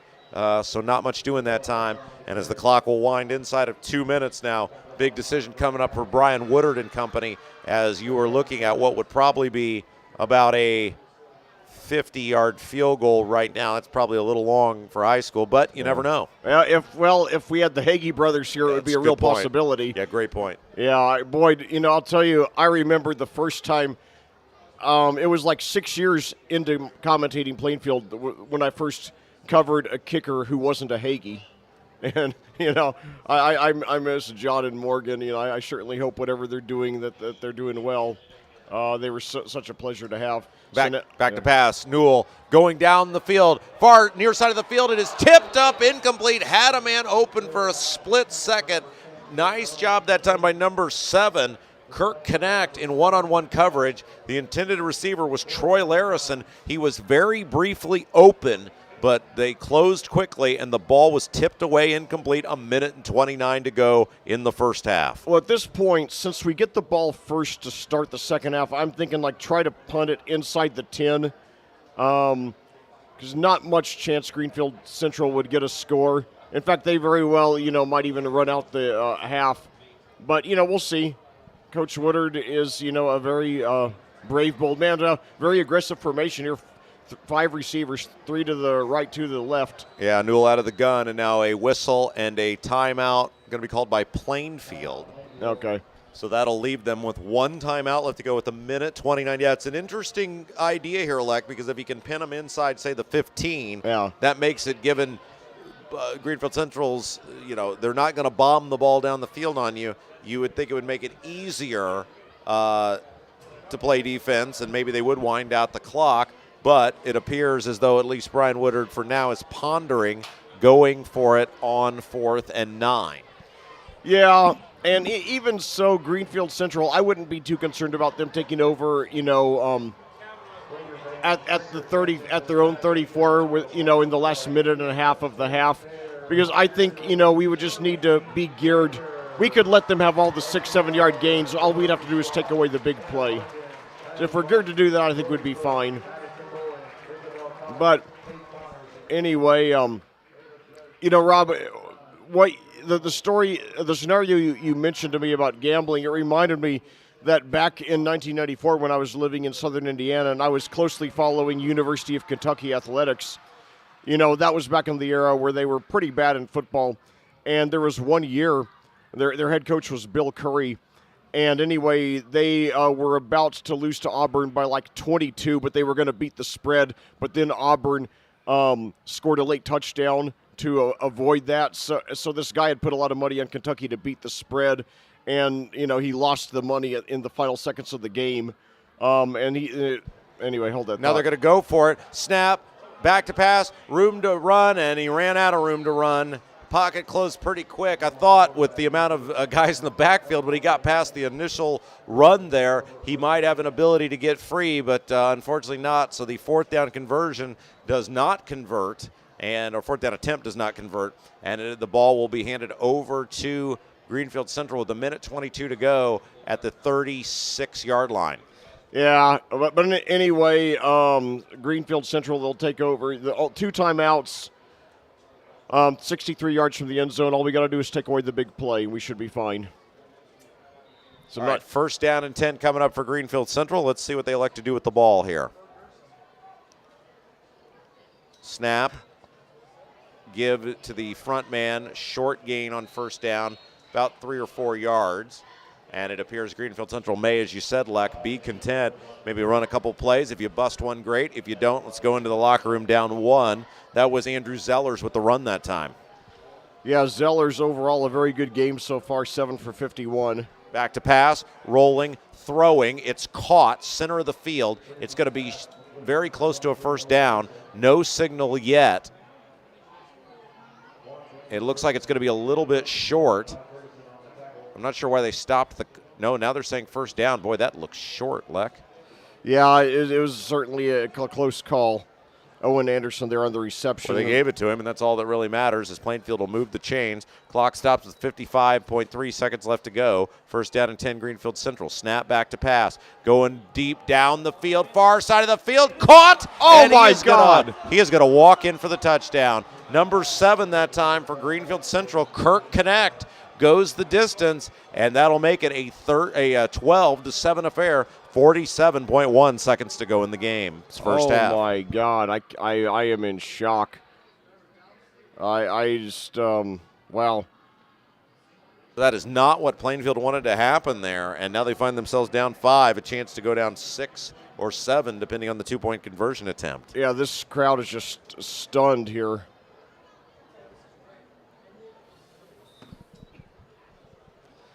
Kirk Connect, 53 yards from. They are going to go for 2. Yeah. Under center, snap, give. He's hit, trying to drive They forward, stopped him. taken down. Great job that time. Coming in number 59 for Plainfield, making the hit.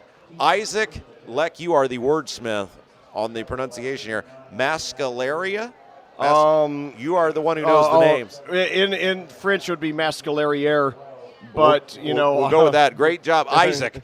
Nice job by Isaac Mascalariere. Yeah, it's French, but yeah, that's it's a mouthful. So nice job on the tackle that time. It'll stop the 2-point conversion, but Plainfield does find itself down 5 now with 47.1 seconds to go. And I have at least basic knowledge of every major Western language. French is the one that I have the hardest time with the pronunciation with, because you have to really train your ears to it, because so many of the pronunciations are so subtle. So Plainfield will get the kick now. 47.1 seconds left to go. Plainfield down by 5. They led for almost the entire first half, but now find themselves down 5, 12-7. Yeah, and who would have believed that that Dallas Freeman, Greenfield Central's quarterback, would have nearly 3 times the number of yards through the air as would Hunter Newell at this point in the game.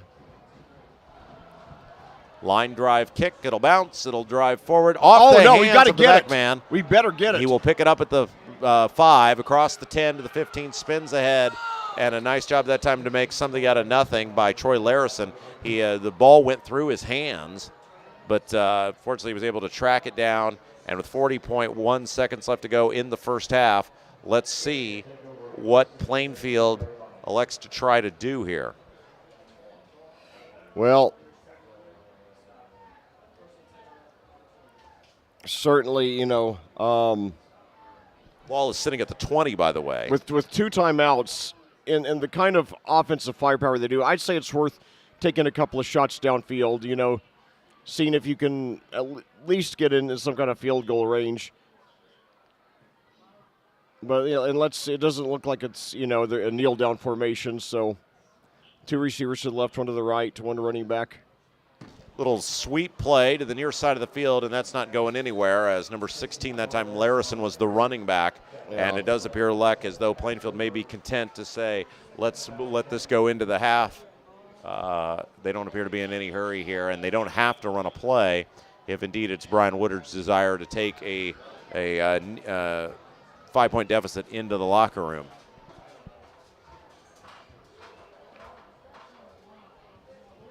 So that appears what it is what's going to happen.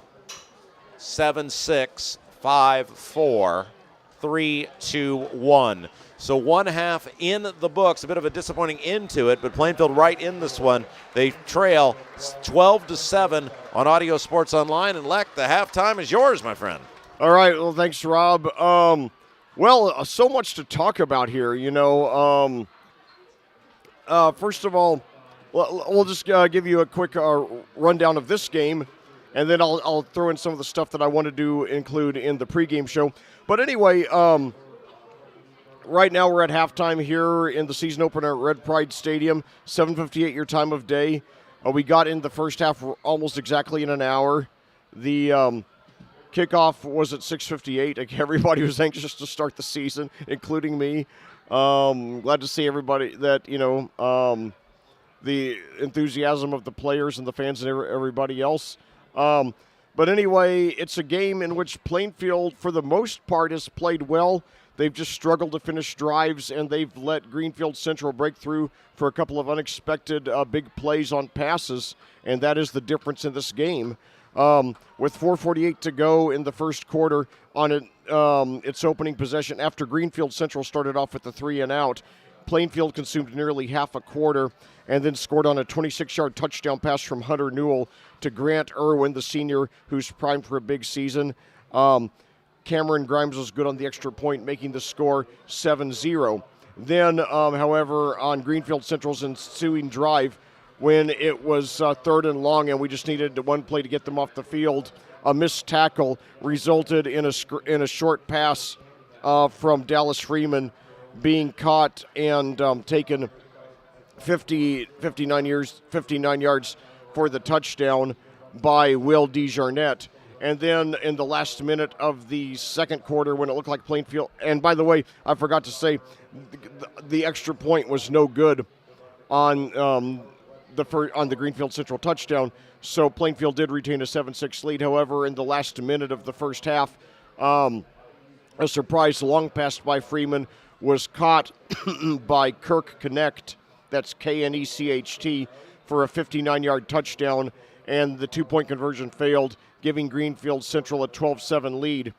A look at the individual statistics. First of all, for Plainfield, Hunter Newell, a disappointing game so far. He did complete 5 of his first 8, but then his last 4, no completions, 1 interception. For the game, he's 5 for 12, 58 yards, 1 touchdown, 1 interception. On receiving, Grant Irwin leads the way. He has 3 receptions for 43 yards and a touchdown. Troy Larison, 1 reception for 11 yards, and Noah Hessing, 1 for 4 yards. Then on rushing, actually, all things considered, since that was a weakness for Plainfield last year, and they lose their dominant running back, Juan Nieto III, without an obvious replacement, Plainfield's done fairly well today in that category. Noah Hessing playing a running back for the first time. He's a senior who's been starting at wide receiver since he was a freshman.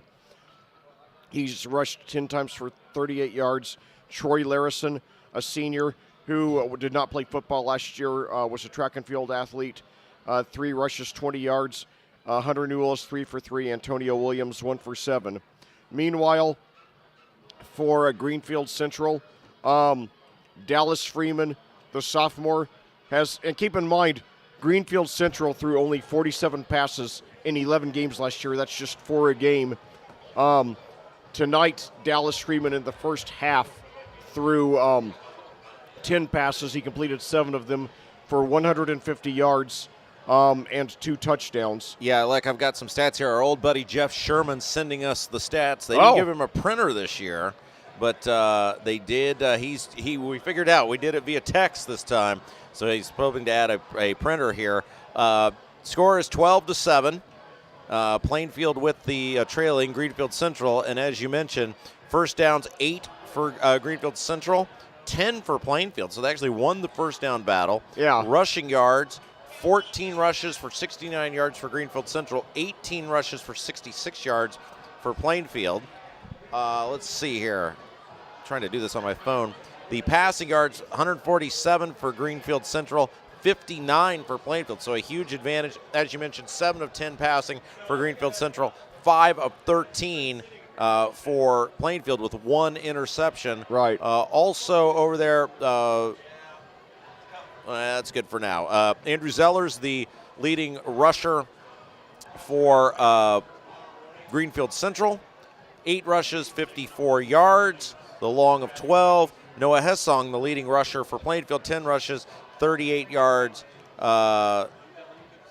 36 yards total, I'm sorry, and a long of 10. And then receiving, Grant Irwin for Plainfield, 43 yards receiving, 1 touchdown, 26 yards the long, and Owen Anderson and Kirk Connect have caught touchdown passes. Anderson, 3 catches for 95 yards, including and then Kirk Connect, 1 reception, 53 yards, 1 touchdown. So there you go. There's your stats.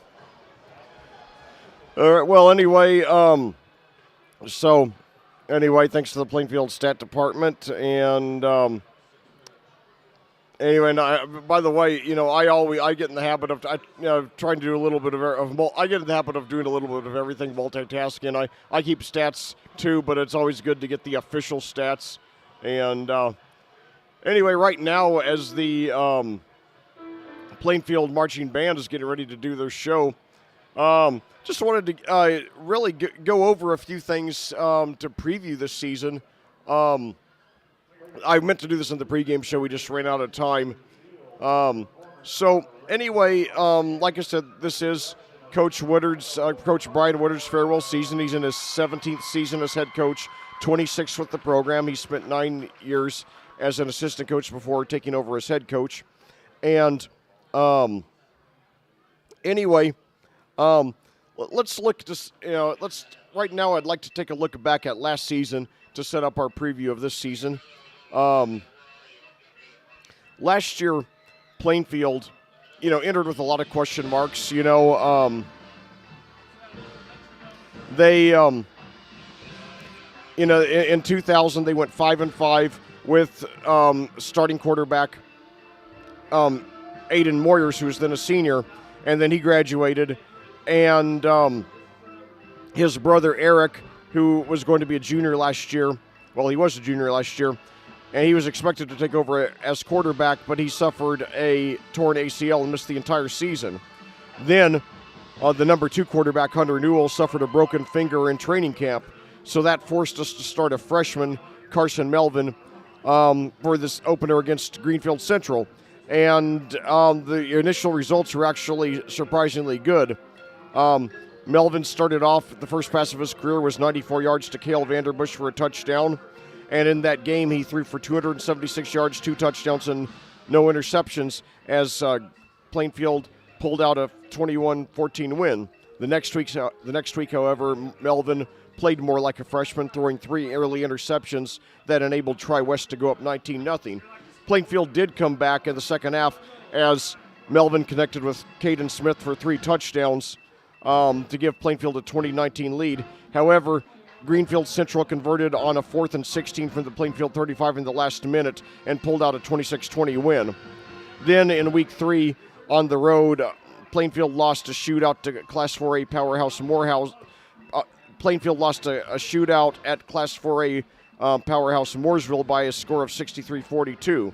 The Quakers did recover for consecutive home wins against what turned out to be the 2 bottom teams of the Mid-State Conference, 28-7 over Perry Meridian and 31-28 over Greenwood. The latter game began a quarterback controversy for the Quakers as Newell played his first significant varsity action, taking over for the injured Melvin in the fourth quarter and leading the Quakers to 2 scoring drives, 1 to tie and the last to win. And even though Melvin did start every remaining regular season game, Newell threw more passes in all of those games except for one. In Week 6, back on the road, Plainfield lost its 13th consecutive game to arch rival Decatur Central 34-13, a game that included a 99-yard touchdown rush by Decatur Central's Caleb Hicks.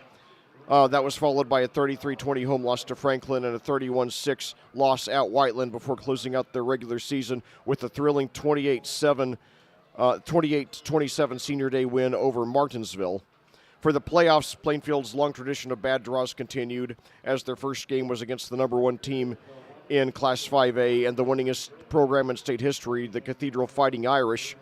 The game was played at Key Stadium on the campus of the University of Indianapolis, with Cathedral winning 54-7. That game also was Newell's first start at quarterback. However, the expected quarterback controversy in the offseason ended when Melvin transferred to Westfield, making Newell clearly the go-to guy for this year and next year. Now last year for the season, Plainfield passed 308 times and rushed 298, an almost even 1-1 ratio. That was a big change for Coach Woodard, whose teams have typically had 2-1 and 3-1 rush pass ratios. Melvin completed 122 of 199 passes for 1,638 yards, 61.3%, along with 16 touchdowns and 5 interceptions, while Newell completed 56 of 104 passes, that's 53.8%, for 5 touchdowns and 3 interceptions. So while Melvin had bigger overall numbers because of being healthy the whole season, the statistics per pass for each of the two players per pass were relatively even, and Newell got bigger during the offseason. He's now listed at 6'3" and 200. So as long as he stays healthy, he should be primed for a couple of big seasons for the Quakers to close out his career and move on to a good college. Now, Plainfield did lose their leader in receiving yards, Cale Vanderbush, who's now playing in the Big Ten for the University of Iowa. He had 35 receptions for 736 yards and 8 touchdowns. 2 other Quaker receivers also graduated. Caden Smith, who had 25 receptions for 377 yards and 5 touchdowns, and Cooper Springs, who had 15 receptions for 162 yards and 1 touchdown. However, Plainfield does return its leader in receptions, senior and 4-year starter Noah Hessung, who had 77 receptions for 735 yards and 5 touchdowns. In addition, senior Grant Irwin is expected to receive much more playing time this year. Last year, he was a JV star and was good in his few varsity opportunities. He only had 7 receptions, but he totaled them for 121 yards and a touchdown. And as I said, Plainfield does not return any significant running backs. Their prime running back last year was Juan Nieto III, who rushed 147 times for 673 yards and 4 touchdowns. He averaged 4.6 yards a carry. And because he was playing with an inexperienced offensive line, his stats actually took a step down from 2020 as a junior when he rushed 182 times for 1,002 yards. That's 5.5 a carry and 11 touchdowns. As I said, and as you probably noticed in the first half, this year, so far the main 2 running backs have been Hessung, who's splitting time between wide receiver and running back, and track and field star Troy Larison, who is a senior who did play JV ball 2 years ago but did not play football last year. Now, Greenfield Central last year, meanwhile, rushed, get this, 510 times and passed only 47, a ratio of 10.85 to 1. Their leading passer was Rashawn Street, who has graduated. He completed 13 of 26 passes for 272 yards, 3 touchdowns, and 2 interceptions.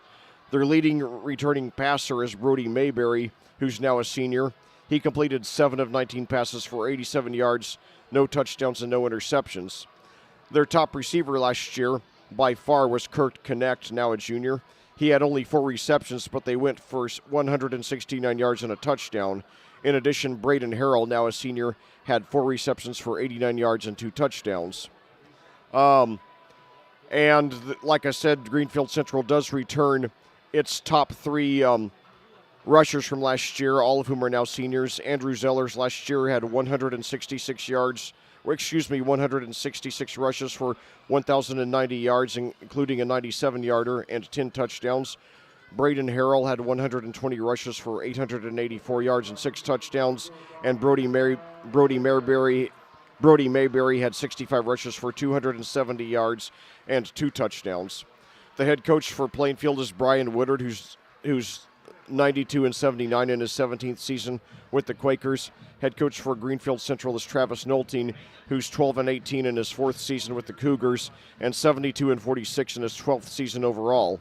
He previously served 8 years as head coach at North Central High School in Farmersburg, winning a sectional in 2018.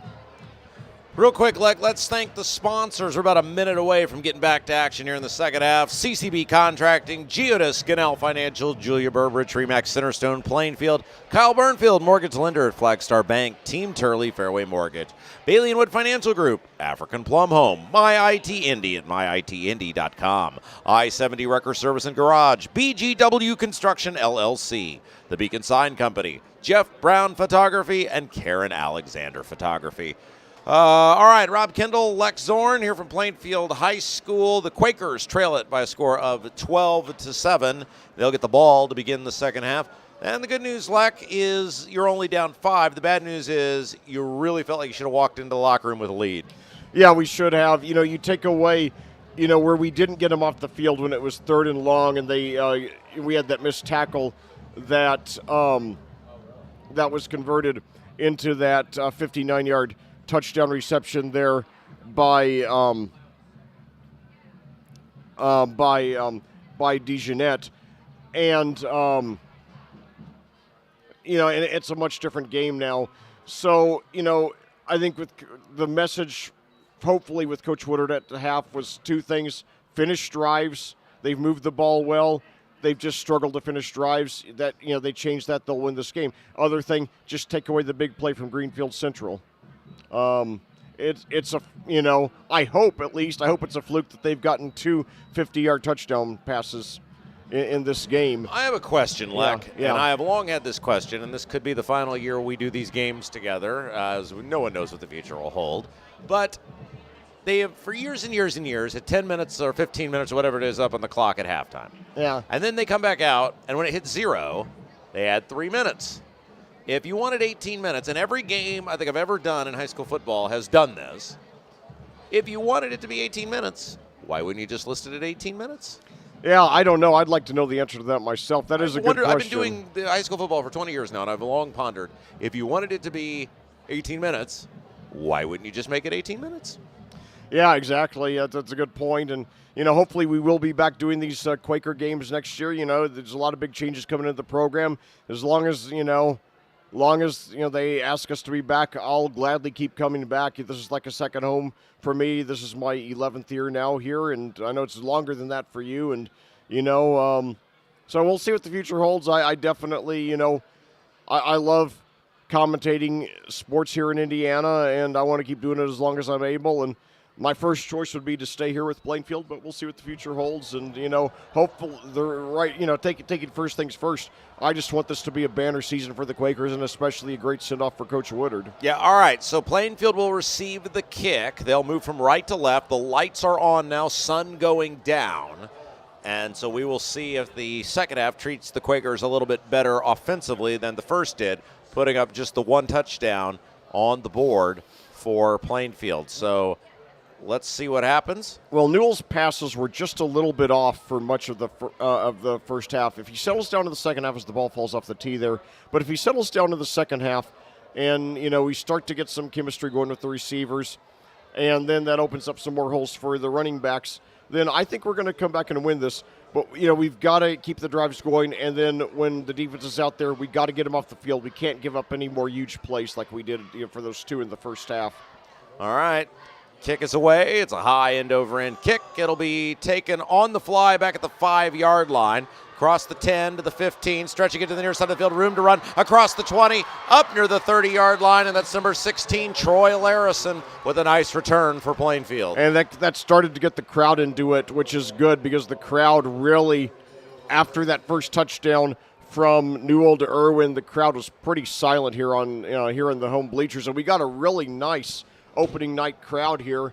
Yeah, it looks like, a couple thousand, maybe 2,500 Quaker fans here in the home bleachers. Across the field in the visiting bleachers, we got about 200 Greenfield Central fans who made the trip, which normally would be about 45, 50 minutes. In these traffic conditions and road closure conditions, probably about an hour and a half. All right, here we go. 2 men stretch wide to the right, 1 man to the left, 1 man in the backfield. Snap, play action, throws, caught, far side of the field, and a gain of about 4 or 5 yards on first down. Number 10 that time, Grant Irwin with the reception. Irwin with 4 of the 6 receptions for Plainfield tonight, including the touchdown. They give him credit for 5 there. So it'll bring up a second down. And again, about 4 yards picked up that time on first down. And I'm just glad that Newell got that. I think Newell just needed to get a reception there to get his confidence back. Yeah, as you said, second down coming up. Plainfield huddling up. They'll operate from the 37-yard line, maybe the 38. Out of the gun. A touchdown put us in the lead. A touchdown will put us in the lead. Just relax and, be methodical. And we got a whistle here. Didn't see a flag, but we do have a whistle, and I guess there must have been a flag because they'll call delay a game on Plainfield. So negate that first down pickup. Yeah, and we just can't have any more fundamental mistakes like that. We can't have any more unforced errors the rest of the way. So ball moves back to the 33, second down and 10. Let's get those yards back and more. Working out of the gun. Snap, play action, back to pass, steps up, fires down the middle of the field. It's caught! All right. Into Greenfield Central territory. Number 3, Isaiah Miller with the reception. Isaiah Miller with his first reception of the game. And, yeah, that's the kind of play we need. And that's a 22-yard pickup there. That's big. First down and 10. Ball down to the 45-yard line. And good to, establish another wide receiver as a threat, too. Isaiah Miller with, I believe, the first varsity. I don't think he had any receptions last year. I'll have to look that up, but certainly that's his first one of this game. Goes for 22 yards. Yeah, 10-20 and counting. Left to go in the third quarter of action. Plainfield with the ball into Greenfield Central territory. Snap.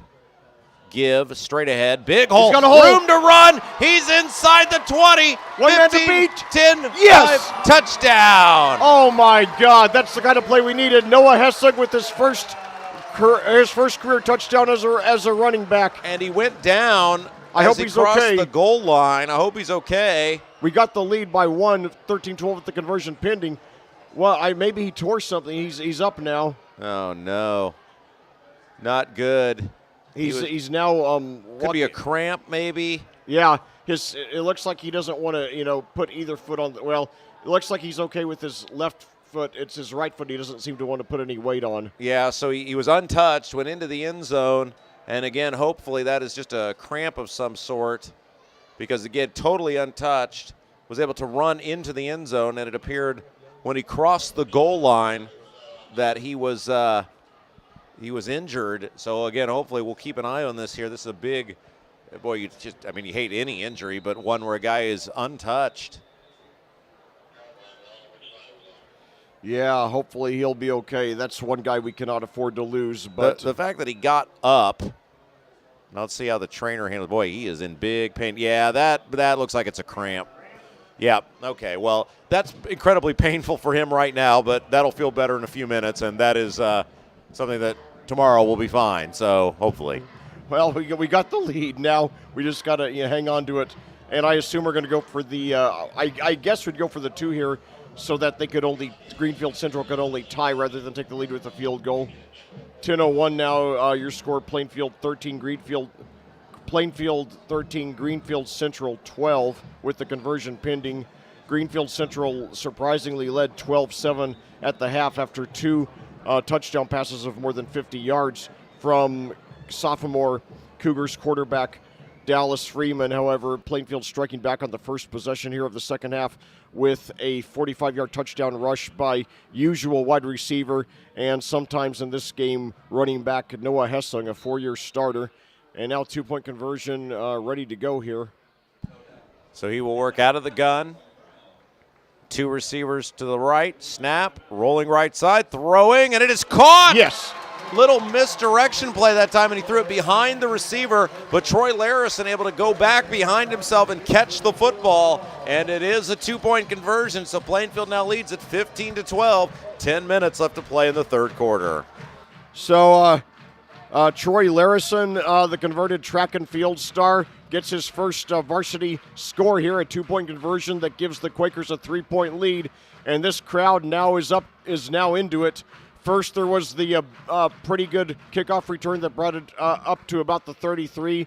Then there was the 22-yard touchdown, the 22-yard pass to previously unheralded Isaiah Miller. Then the 45-yard touchdown rush by converted wide receiver Noah Hessing. Finally, the 2-point conversion. So things starting to come alive for Plainfield. Now the defense has to live up to their end of the bargain.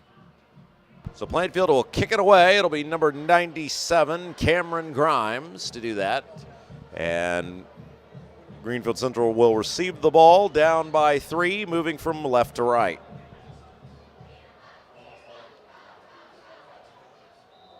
I thought this was going to be a tight game, and so far it has been. Looks like this could be a barn burner here. High kick, short kick, and it's a live ball, and it is on the ground still, and it finally, no, who got it? Plainfield got it back. Yes, yes. Wow, boy, that oh ball my God. ping-ponged around there forever. It looked like multiple times it was going to go out of bounds, and ultimately, right inside the 30, Plainfield gets the ball back. That could not have worked out any better, and it'll be first down and 10 in Greenfield Central territory with 10 minutes to play in the third quarter. You know, I've seen occasional onside kicks, but that might be one of the surprise onside kicks, that is.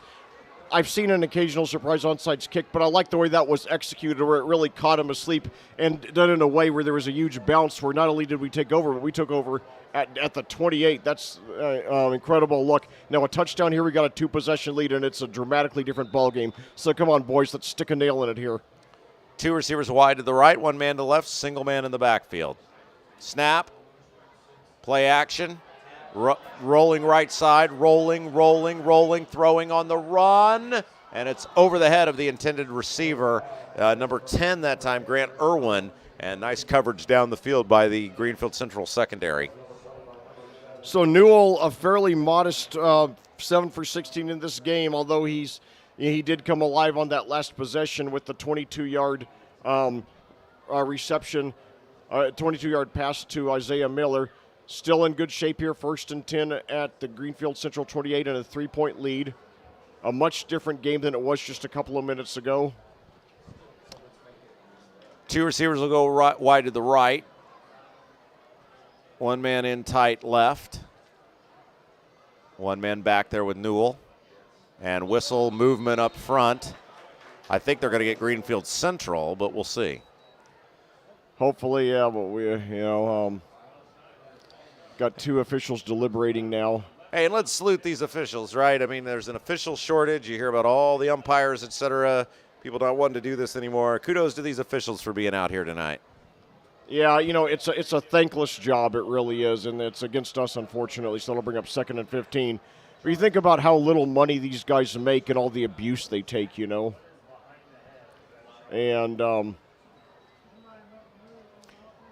Rob, I've always thought you would make a good official because you're much better than I am at picking out the penalties. About the only penalty I'm any good at picking out is pass interference. Yeah, those are usually pretty obvious. 2 receivers wide to the right, 1 man in tight left. Snap, back to pass, steps up, has time, fires down the middle of the field. It is off the hands of the intended receiver, Irwin. He was wide open and unfortunately could not make the catch. It'll bring up 3rd down. We got to get something here. We don't want to squander this. I mean, we got the lead, but we don't want to squander this golden opportunity. We don't want that brilliantly executed onside kick to be for nothing, So 3rd down coming up. 15 yards to go. Ball's on the 33, so that'd make it about a 50-yard field goal right now. Yep. So kind of a no man's land right now for Plainfield. Let's see if they can capitalize.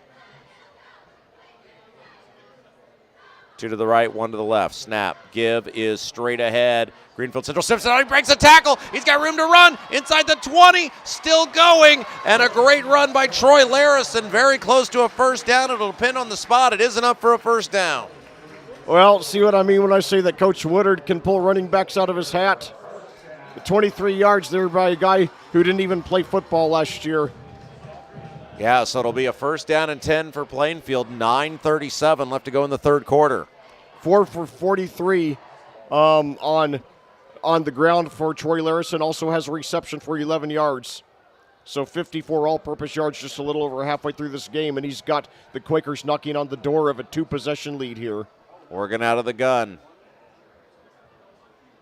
Snap. Give.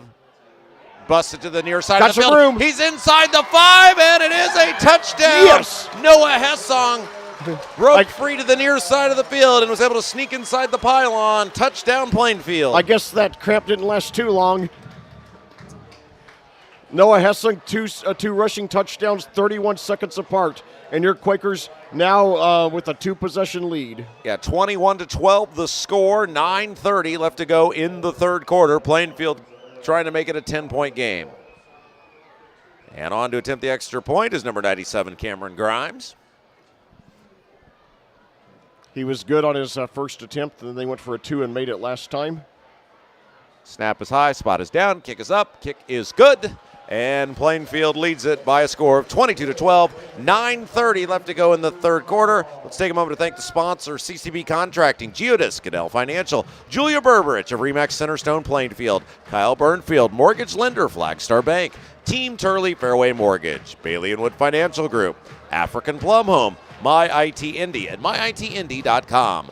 I-70 Wrecker Service and Garage, BGW Construction LLC, The Beacon Sign Company, Jeff Brown Photography, and Karen Alexander Photography. Well, you know, Rob, for many years, my Friday nights, before my days in the Friday Night Lights, when I was a kid, my Friday nights were dominated by the TV show Dallas, which my parents both watched religiously. And, the legendary J.R. Ewing said, if you can't trust a man to do the right thing, don't give him a choice. And, I see a little parallel to that right here. And is like, when you're not comfortable with a team's game plan, then make them play a game plan that they're not comfortable with. And now Plainfield's in the process of doing that to Greenfield Central, making them play with a 2-possession deficit and throw the ball a lot more than they want to. So now we just got to go in for the kill. It's ours to lose now. High end over end kick. It'll sail. It'll be taken at the 15 to the 20, 25, 30. Big hole up into the 35. Nice return that time. I believe that was number 2, Braden Harrell, with the return for Greenfield Central. So decent field position for the Cougars, who now trail it 22-12. So a much different game than it was at the half, where it was a very tense, silent Plainfield crowd. Now feeling a lot better after the Quakers scored 15 points before Greenfield Central even got the ball here in the second half. Working out of the under center, 3 men in the backfield, wishbone formation. Snap, give, straight ahead, and a nice little gain that time of about 5 or 6 yards. Still moving forward, actually up near 7 yards on the play. It was number 5 that time, Andrew Zellers with the run. Zellers has been the best rusher for the Cougars in this game. Again, working in the wishbone formation. Down under center. Snap. Give is straight ahead. And it should be enough for a first down. It is. That was number 2 that time, Braden Harrell, taking it right side. And he's up near the 45-yard line. Keep in mind, though, that with us having a 2-possession lead, it's not that bad if we let them have some 5-6 yard gains, as long as they keep the clock moving, because even if they score, it can cost a huge chunk of time. And now quarterback keeper there, and he gets about 4 or 5. That'll put him up near midfield at the 49 of Greenfield Central. Well, Rob, I don't know what head coach designate Tyler Bless is going to want to do with the non-conference scheduling. You know, certainly I'm sure he'll make some good choices. But I would love to see Plainfield keep Greenfield Central as the opening opponent for the foreseeable future. I think it can be a great rivalry. And I think it's just so much fun to occasionally commentate a team that's so unconventional like this. Big hole that time, right side into Plainfield territory, down inside the 40. Number 5 that time, Andrew Zellers with a nice run. And with 8 minutes to go in the third quarter, Greenfield Central in business, moving the chains quickly. Yeah, I think they're going to give Zellers credit for about 12 on that one. 11.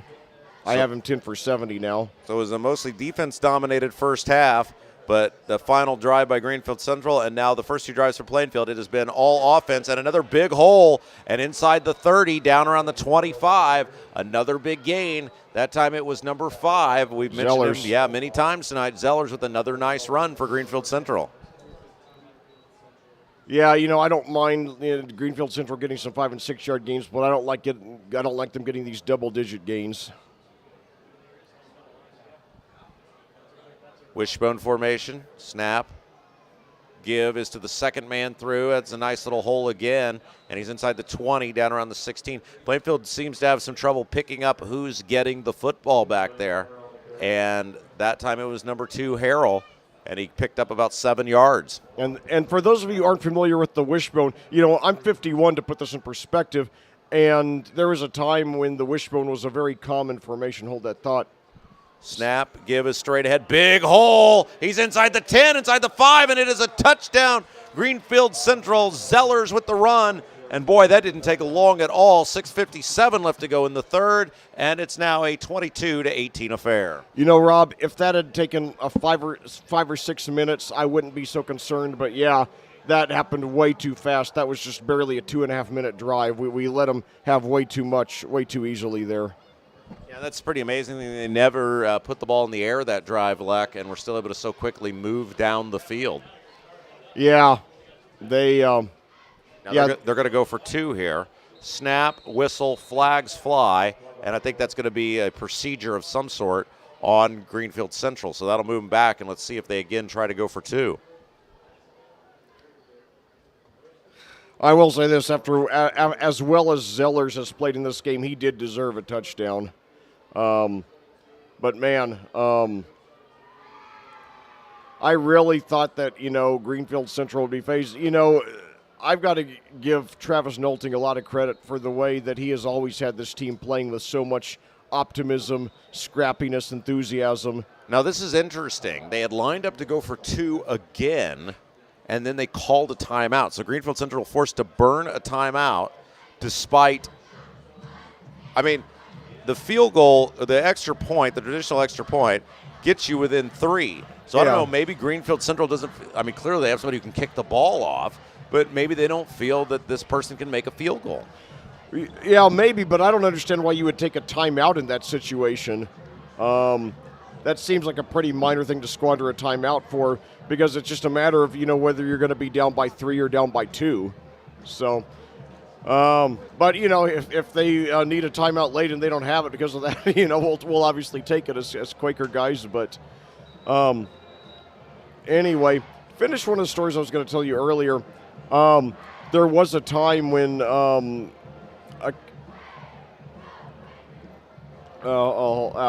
on. You know, running a rushing dominated game like this, it's so hard to get into all the stories I want to tell, but I'll do my best. All right, 2-point conversion coming at you here. 2 receivers to the left, 1 to the right, and a whistle and a flag flies, and let's see who they got this time. Looks like it's going to be Plainfield this time, so they'll give it right back off sides on the Quakers. So it'll once again, boy, this extra point taking forever. And now another new look coming in for Greenfield Central. Hey, they're going to go back to that traditional wishbone look. Travis Nolting must be a heck of a coach. I mean, it takes a lot of discipline. And snap. And he's hit and he's dropped. All right. That didn't go anywhere. So Greenfield Central failed on all 3 conversions tonight, and that's part of the difference. Well, yeah, that is. I mean, that is. Well, that is the difference. Yeah. Basically. I mean, Plainfield's got 22. I guess it would be 20. Yeah. Well, we've 21. we've made the conversion every time. We went a couple of ones and a two. Yeah. So yeah, we've gotten 4 conversion points. They've gotten 0, and that is the difference in the Brayton score. Harrell was the running back that time. I'm Rob Kendall. He's Lex Zorn. 6:57 left to go in the third quarter. 3 touchdowns already in the first 5 minutes of the third quarter. Plainfield leads Greenfield Central 22-18. Plainfield will receive the kick. They'll be moving from right to left on your computer screen. Now, come on, boys. Let's get a touchdown. Make it a 2-possession game again. Make them play from behind. But what I was going to say, though, back in 1994, there was the guy who had bet a lot of money on Kentucky to beat the spread against Auburn and was about to win, but then Auburn scored a late touchdown to ruin his bet. And anyway, the wife of then Kentucky head coach Bill Curry actually got a death threat over it. Thankfully, nothing ever came out of it, but it was a pretty scary incident. Yeah, it's a new frontier with all this NIL and sports betting and Yeah. all. It's definitely a different world we're living in now. And that was back in 1994, so I'm sure it'd be worse today. Yeah, so here we go. Greenfield Central will kick it off. Plainfield living in a world where they lead by 4. Kick is taken at the 10, 15, 20, 25, and up across the 30. Number 4 that time, Antonio Williams with the run back, and it'll be 1st and 10, decent field position for the Quakers. Antonio Williams also with the good rush here in the first quarter. He's a senior who's paid his dues on the JV team, had some good moments on the JV team. He certainly will get some chances to shine as a senior. And, Rob, one thing I love about Plainfield, and I love this about Avon too, is that unlike most audio sports online schools, which only have us covered the varsity, we actually, do JV and freshman games too. I love watching the kids develop, seeing them, when they're 9th graders and, move up the ladder. And so now back to action here. Plainfield with the ball, 1st and 10 at their own 31 with a 4-point lead. Working out of the gun, play action, back to pass, steps up, fires down the middle of the field, and it is incomplete. Plainfield wanted a flag as that time Grant Irwin got behind the coverage, but it looked like he was being held, but no flag, and it'll bring up 2nd down. Yeah, I think that's a questionable no call for sure. And anybody who listens to my anybody who listens to my commentary knows that I generally do not complain about officiating. So when I do, there's a reason for it. Oh, there's a penalty against Plainfield. I missed that. Well, I do think there was contact on Irwin though. But yeah, it was an eligible receiver downfield. So 2nd and 15 for Plainfield at the 31. They still have a 4-point lead. A little over a quarter and a half left in this game, trying to hold on for a season-opening victory and stay perfect in 3 games against the Cougars. Snap, give, straight ahead out of the shotgun. Not much moving that time. And a short gain on 1st down for Plainfield. Might have picked up 2 or 3. And I think that was that Williams? Yeah, it was Antonio Williams on the run that time. We got an injured Greenfield Central Cougar down on the field at the 30, at the 25-yard line. Also, it looks like he's going to be all right. He's sitting up. Well, he was sitting up. It's like a leg injury of some sort. Also could be a cramp. We see those. And you see those a lot, especially the first couple weeks of the year, Leck, because you've got all these players not used to playing full games. It's a little bit warmer out. So you do tend to see these first couple games of the year. Yeah, hopefully they'll shake it off and be okay like Noah Hessing did. But while we're having this injury situation, I just want to say, Rob, I was so glad you mentioned all the American flags because, like I said, I remember when Sherry's mom was sworn in as a U.S. citizen back in April or May. I saw about 50 people becoming American citizens, and a vast majority of them had an either African or Middle Eastern appearance. And I think about the native countries that a lot of these people probably came from, where they grew up, with war and poverty as a way of life. And I saw the joy that these people got from finally being Americans, and it was a really emotional experience for me. And I compare that to all the people who don't realize how lucky we are if we're born in this country. All right, so it'll bring up 2nd down. They give him a yard on the play, so 2nd down at 14. 6:29 left to go in the third. And I always remind people, no matter what problem, we do have problems in America, but we can fix them. And, it says a lot that there are a lot more people trying to get into America than trying to get out. Here we go, working out of the gun. Yep. 2nd and 14. Snap, back to pass. Has time, throwing it up, down the field, and it is Did he get it? intercepted Oh, down at no. the 35-yard line. It was an in and out of the hands of number 16, Troy Larison. A couple players had the opportunity to secure the ball. Unfortunately for Larison, he was not the one who did. Greenfield Central with the interception. I believe that was number 7, Kirk Connect, who ended up with the football, and it'll be 1st and 10 in Greenfield Central territory. They'll take over. Connect doing it on both sides of the ball. He had a 53-yard touchdown reception in the first half that gave Greenfield Central so far their only lead of the game. So your score now, Plainfield 22, Greenfield Central 18, 6:19 to go here in the third quarter. Cougars take over at their own 36. They're nearly stuffed on the first play, but he scrambles up for about 3. Owen Anderson there. He's had a couple of good moments. They give him credit for 2.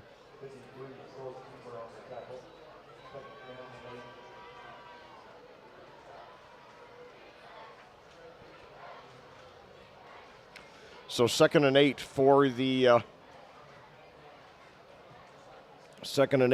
the Cougars, and now another handoff, and this time he's up for about 3 or so, bringing up about 3rd and 5.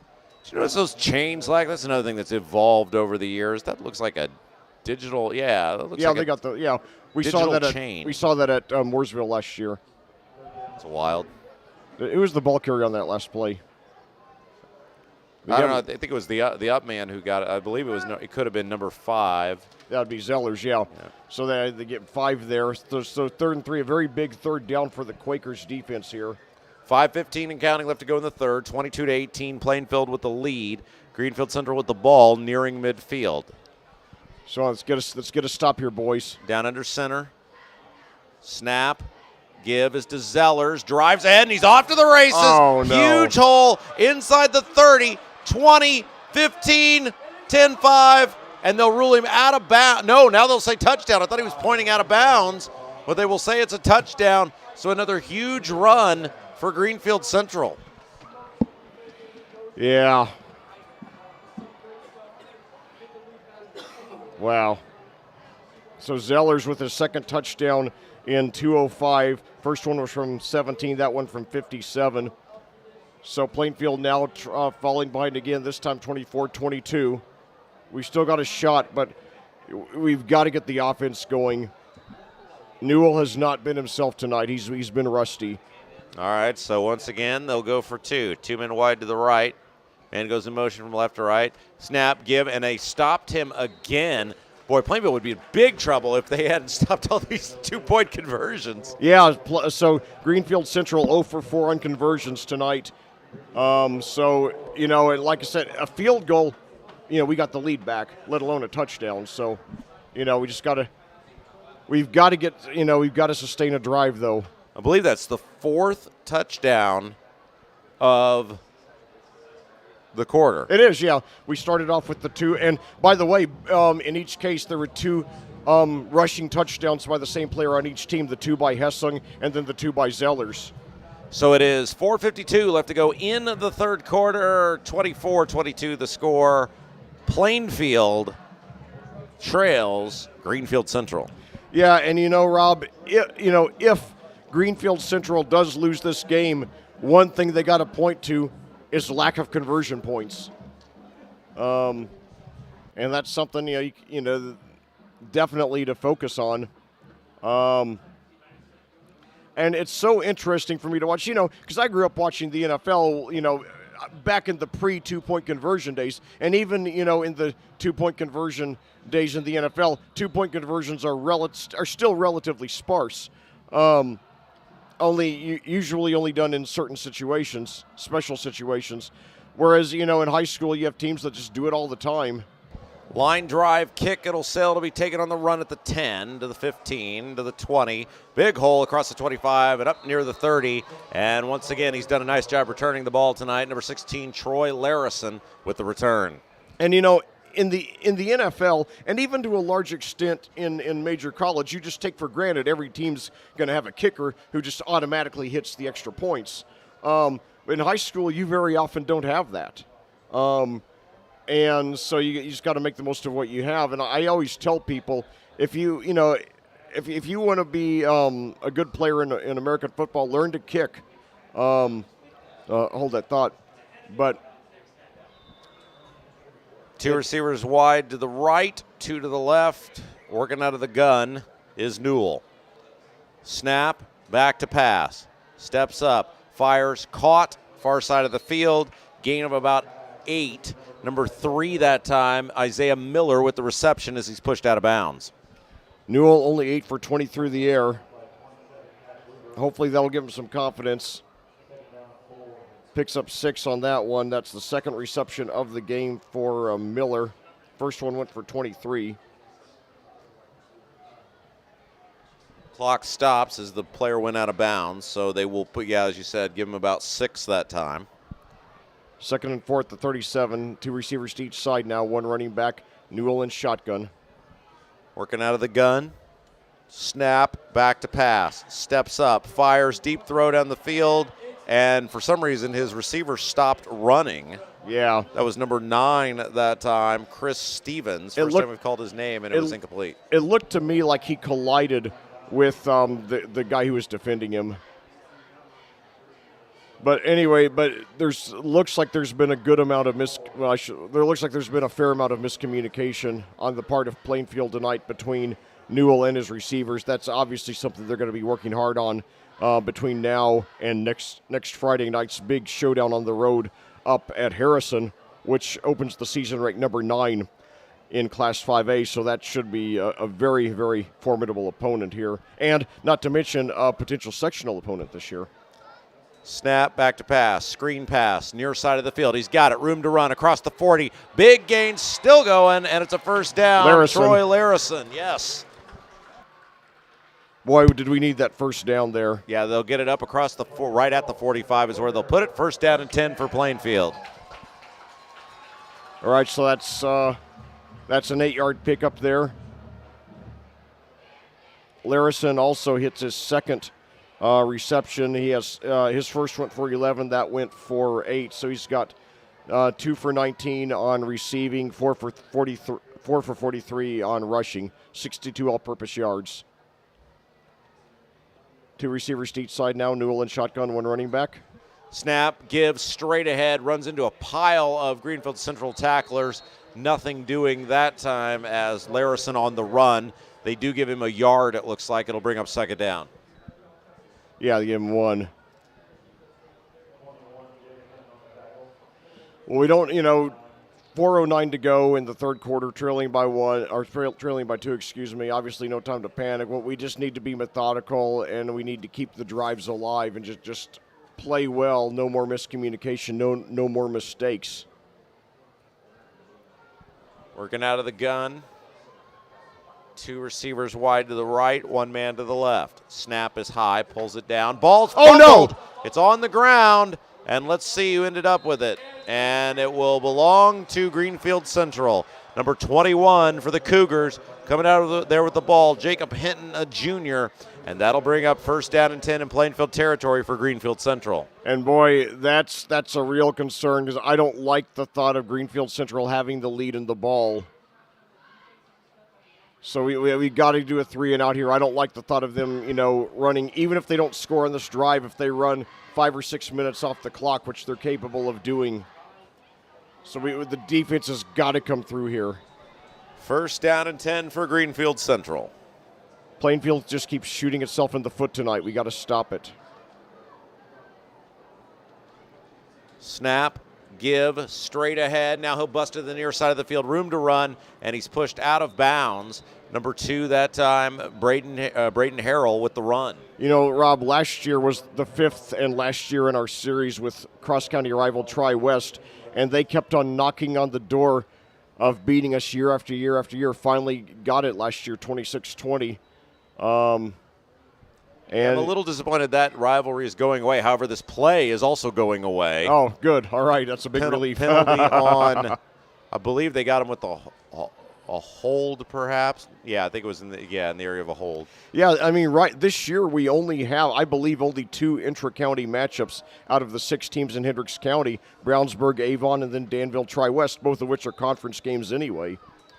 So the clock will start. Ball moved all the way back into Greenfield Central territory to the 49. So it'll bring up a 1st and long. Pass down the field. Got a man. Caught and dropped. Oh, my God. Boy, he was wide open. That would have been a walk-in touchdown. And fortunately for the Quakers, number 2, Braden Harrell, could not hang on to the football.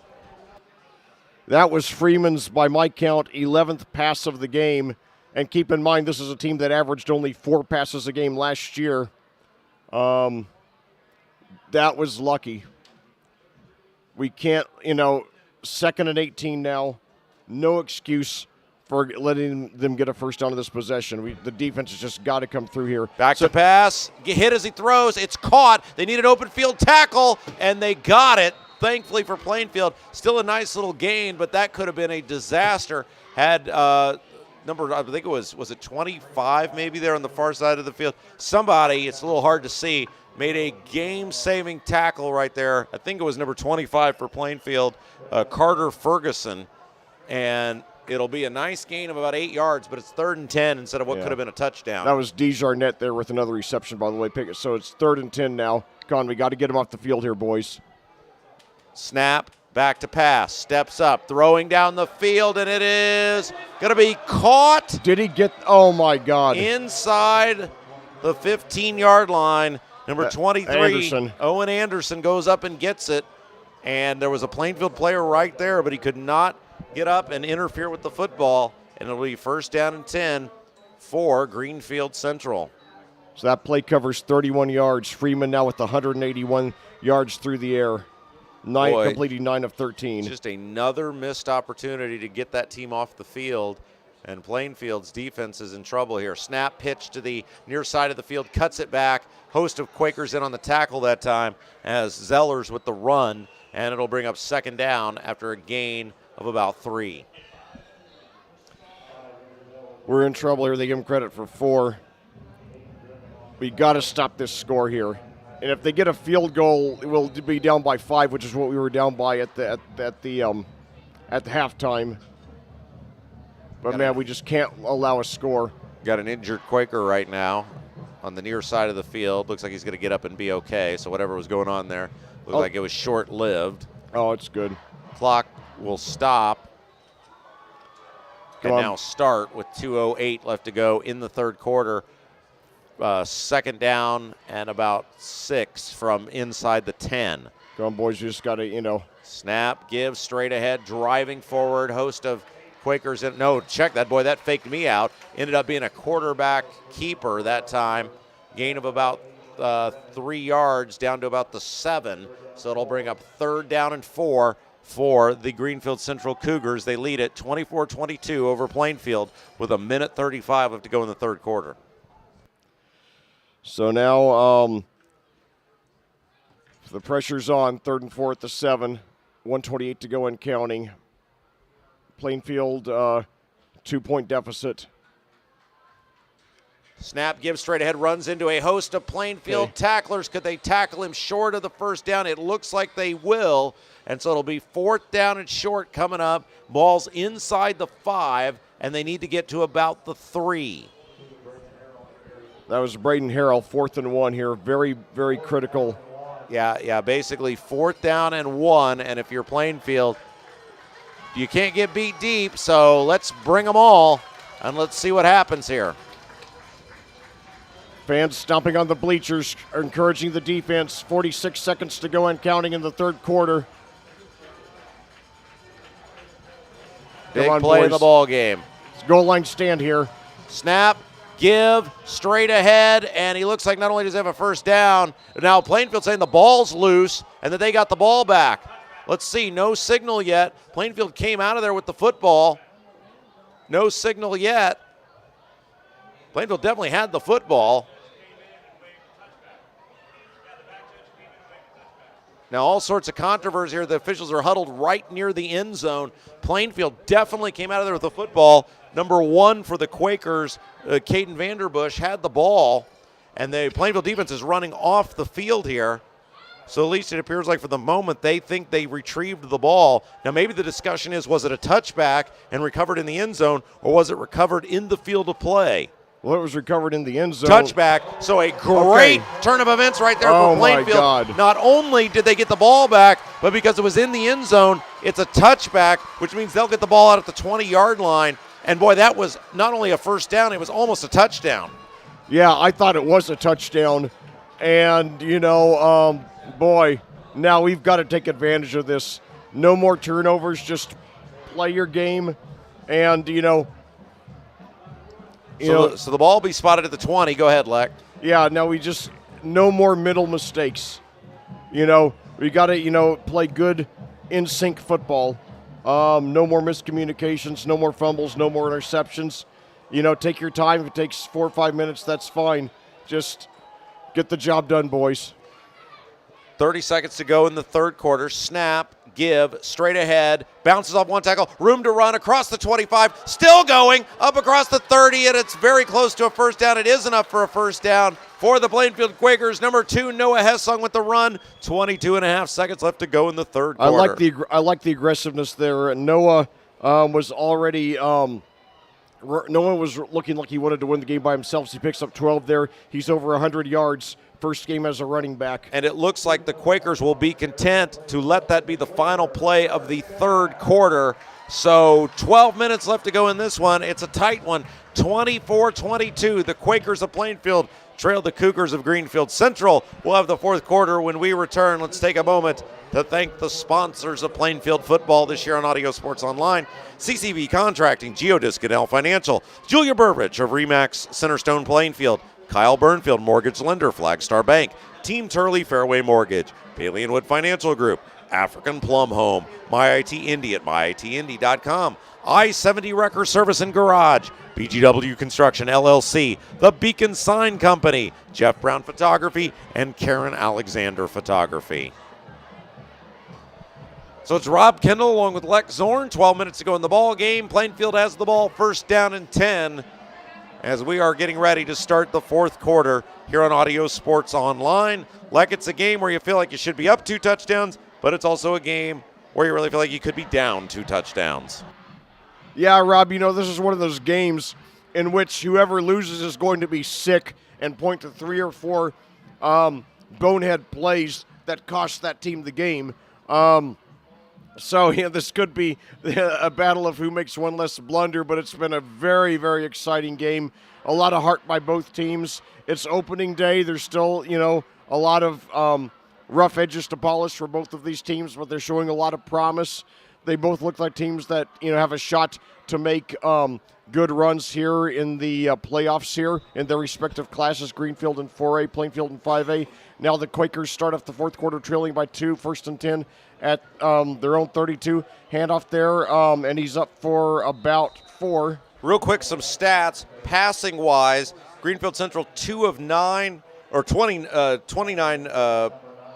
rushing, 29 rushes for 209 yards. Plainfield 26 rushes for 164 yards. The big difference has been in the passing game, 186 yards in passing for Greenfield Central, just 92 yards in passing for Plainfield. Plainfield just 8 of 20 with 2 interceptions passing. Greenfield Central 9 of 13. So they have had several big plays that have accounted for nearly double the passing yards so far. So now Plainfield 2 receivers to the right, 1 to the left. Handoff there to Hessling. He's got a hole, and he's up nearly for the first down. He gets 5 very quick yards. It's going to be about 3rd and 1. Noah Hessling, by my count, 15 rushes, 114 yards, 2 touchdowns coming from 45 yards and 10 yards. Yeah, the only one who was also close at the end of the third quarter, at least, was Troy Larison, 7 rushes, 52 yards for the Quakers. Yeah. Receiving Grant Irwin, the big receiver, 4 receptions, 48 yards, 26-yard touchdown pass. Also Isaiah Miller, 2 catches, 28 yards, and a 22-yard was the long one for him. So, 1 receiver each side now. Handoff there to Hessling. He's got the first and maybe a yard more. Yeah, and thanks again to Jeff Sherman, our pal, sending us the the stats. We really appreciate all that he does. Does a great job getting us the stats throughout these broadcasts. And again, welcome those of you who are tuned in live, or those of you who may know the outcome who are listening via the podcast version. We're so glad you're with us here tonight on Audio Sports Online. Rob Kendall along with Lex Zorn. We're in the fourth quarter. 24-22 the score. The Quakers of Plainfield trail the Cougars of Greenfield Central, but Plainfield on the move. First down and 10 from their own 43-yard line. Go on, boys. Just play your game. Take your time. And we'll get the job done here. Two receivers flanked wide to the one right to the right, one wide to the left. Man goes in motion for left, right. It's a sweep to the far side of the field. Big room to run across midfield. Still going inside the 40-yard line. Troy Larison. First down and 10 Plainfield. Troy Larison a year ago did not play football. Was on the track and field team. Now he just gained about 17 yards there to move us well into Cougar territory, trailing only by 2.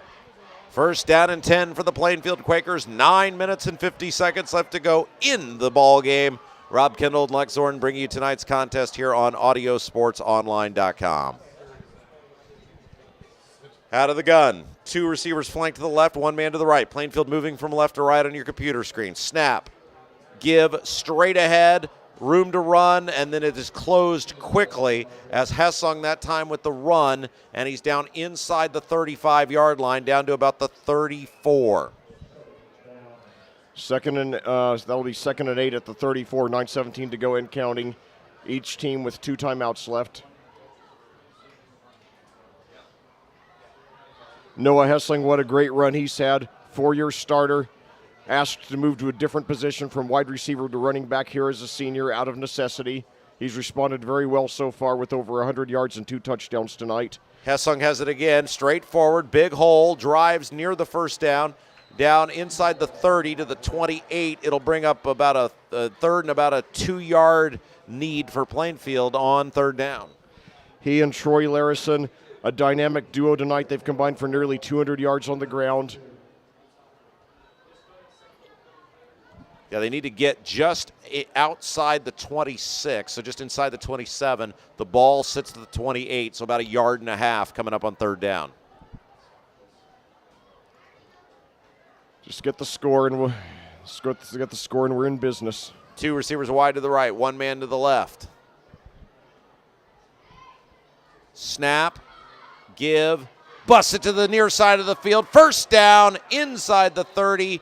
Inside the 27, and based on that spot, I assume they were going to give him a first down. I think so. No, but there's a signal for fourth down. Boy, it looked like he had that easily that time, and now they're going to say it's a fourth down. Didn't look like a very good spot. So fourth down, they need about a half a yard. Ball's at the 27. Boy, it really looks like the nose of the football is inside the 27. So literally inches now. Surprised they didn't measure that. But 7:35 to go. Big call here in the ball game. Brian Woodard will go for it. It would have been about a 45-ish yard field goal. So Newell will work out of the shotgun. 5 on the play clock. Snap, give, straight ahead. That should easily be enough for a first down inside the 25. And it was Noah Hessong once again with the run. First down and 10 for Plainfield. Not a lot, but he got what he needed. They give him credit for 3.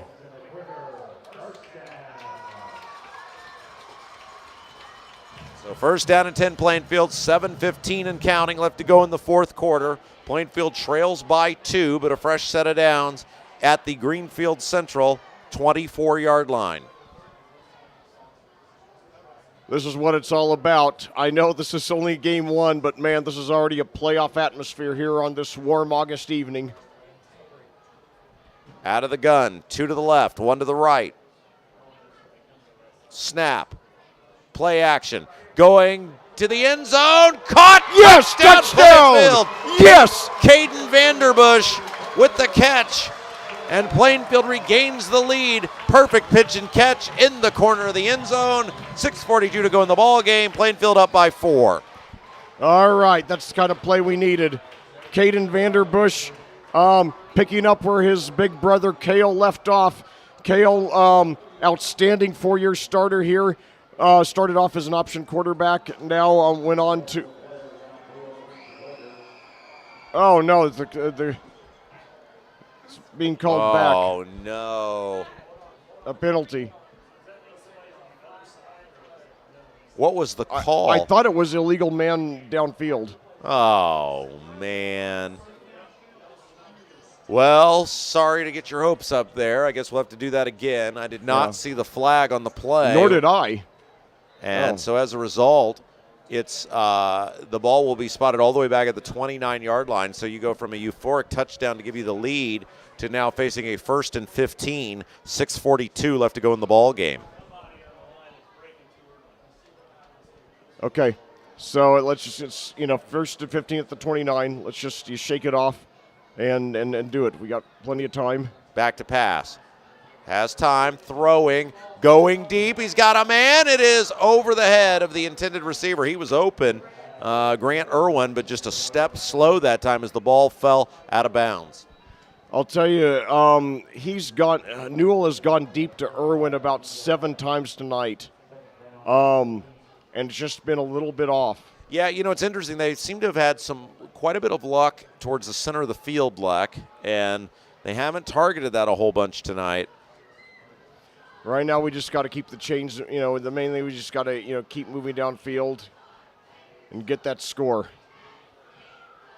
No more squandered opportunities. Just a little over half a quarter to play here, and if we don't get a score in this possession. Hold that thought. Back to pass. Now he's going to be swallowed up and taken down. They came on the blitz. Plainfield did not pick it up. And now in a no man's land here for Plainfield, it is a 3rd and long, and you're really too far to attempt a field goal probably, as I've got some whistles blowing here. So what a change of events just a couple of minutes has made. You went from a touchdown to take the lead, called back because of an illegal, I believe it was legal man downfield, and now it's a 3rd and long, 3rd and 19 with 6:20 and counting. Ball's at the 33. I have no idea what sort of leg the kicker, number 97, Cameron Grimes, has in terms of distance. Obviously, he has done the kickoffs and done a pretty good job with that, but kicking field goals is a totally different game. So here we go. Plainfield sending 3 receivers to the left side of the field, 1 man to the right, and now a whistle. And a timeout going to be called by Plainfield. And, boy, that's big because you may need those timeouts as the game rolls along here. Yeah, I don't like using timeouts this early. But right now, while we got a break in the action, let me tell you a little bit about our next opponent. 1 week from tonight, Plainfield will go on the road for the first time this season against a newcomer to the schedule. In fact, the only newcomer to our regular season schedule, the Harrison Raiders, who play in Tippecanoe County just outside of West Lafayette. They've been one of the turnaround stories in Indiana high school football of the last decade. They actually lost 38 consecutive games from 2010 to 2014, in large part because they were overmatched in the Hoosier Crossroads Conference, along with Brownsburg, Avon, Zionsville, Hamilton Southeastern, Westfield, and some other great schools. Then in 2014, they, along with fellow Tippecanoe County schools, Lafayette, Jeff, and Lafayette McCutcheon, moved into the North Central Conference, enabling them to be much more competitive. And since then, Harrison has run off 7 winning seasons out of the last 8, including sectional championships in 2018 and 2019. This year, the Raiders opened the season ranked number 9 in Class 5A, Plainfield's class, and are now in Plainfield's sectional. So anyway, hope you all will get up there a week from tonight. Hold that thought. And now 3rd and 19. Newell pressured, looks downfield, throws. He's got a completion. And a flag flies late. Flag. Oh, yes, it was incomplete. He had a man down the field. He was intending the pass for number 3, Isaiah Miller. I thought they might get some pass interference down there, but it looks like the flag is thrown way back at the backfield, and it looks like it came on the sideline where Newell was releasing the ball, so maybe a late hit or a hit out of bounds. Yeah, hopefully it's a 15-yard penalty against Greenfield Central. We'll see. 5:49 to go. But yeah, that would be we could use 15 free yards right now. That would be that's almost half of what we need. We're 33. Okay. Personal foul, so that's 15 yards, yes. I'm perusing through the Plainfield fall sports program, Uh-huh. and I noticed that Coach Woodard is one of like only 2 people smiling in this football team photo.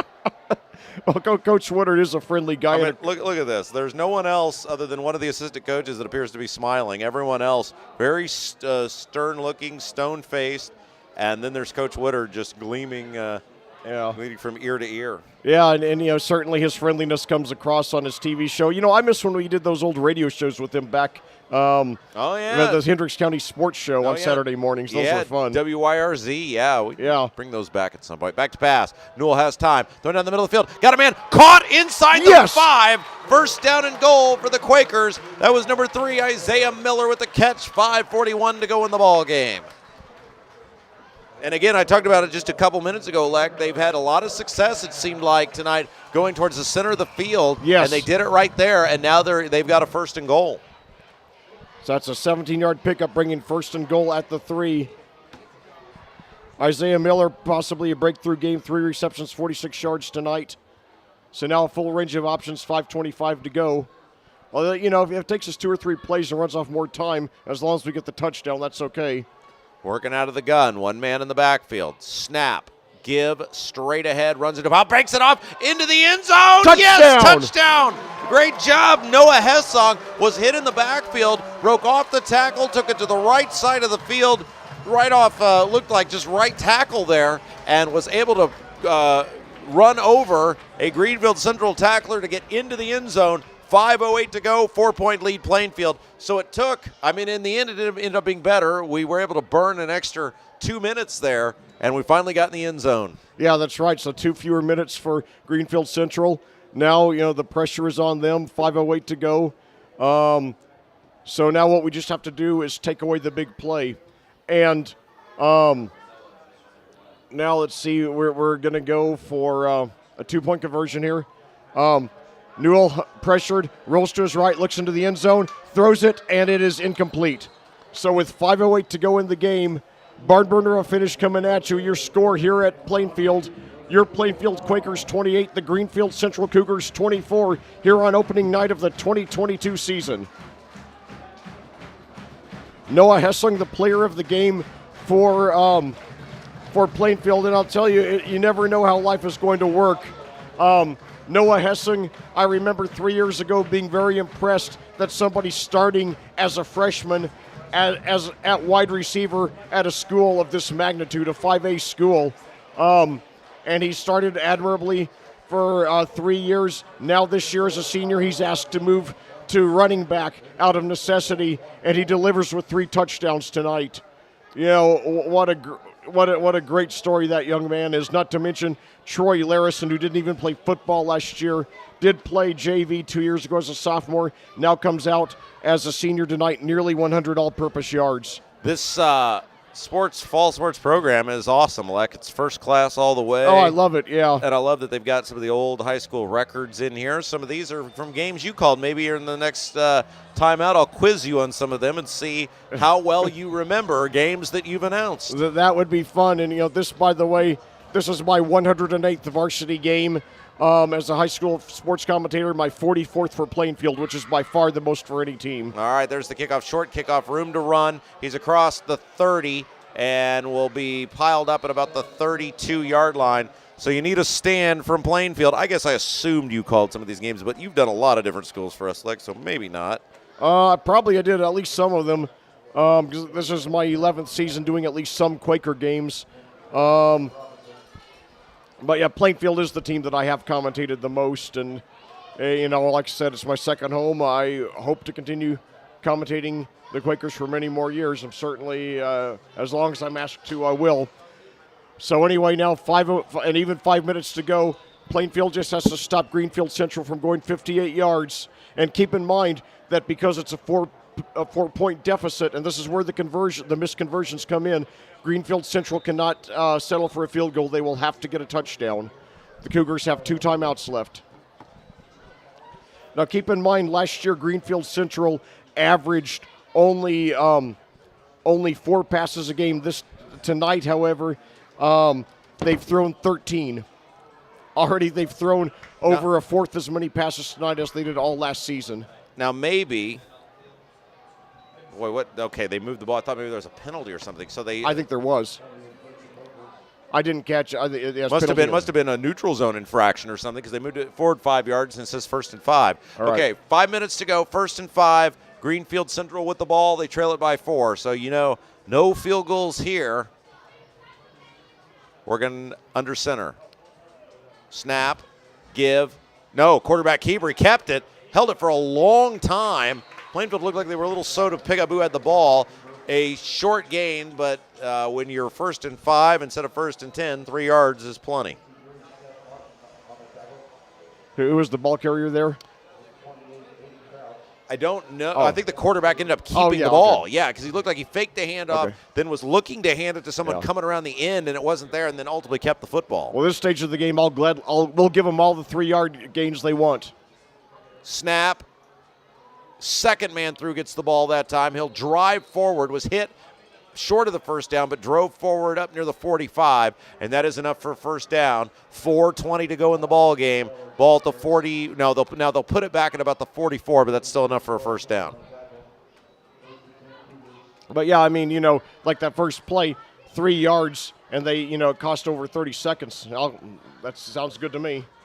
Oh, but they got all sorts of movement back there by Greenfield Central, and so that is going to be a 5-yard penalty. Multiple guys moving at the same time. I think you can do that in the Canadian Football League, Leck, but I don't think you can do that in high school football. Yeah, the Canadian Football League is really interesting. I actually watched it in the early 80s on ESPN when they actually showed some foreign professional sports, like they also showed Australian football on there because they didn't have contracts with any of the major American pro sports leagues yet.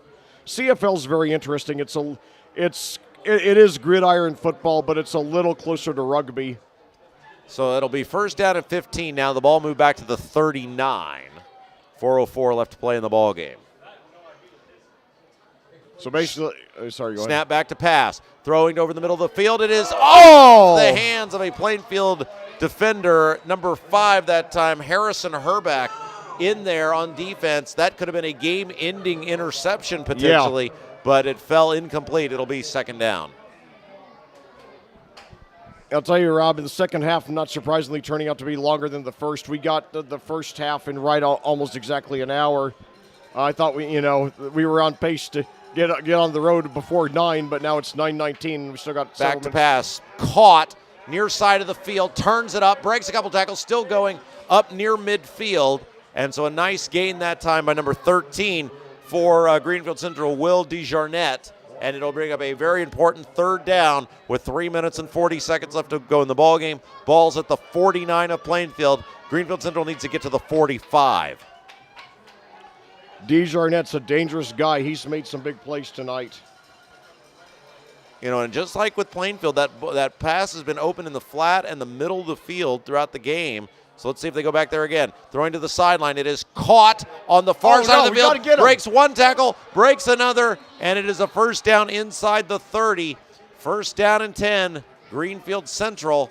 That was number 7, Kirk Connect with the catch. And keep in mind, Plainfield now, because they had to burn that timeout on the last drive, only has 1 timeout left.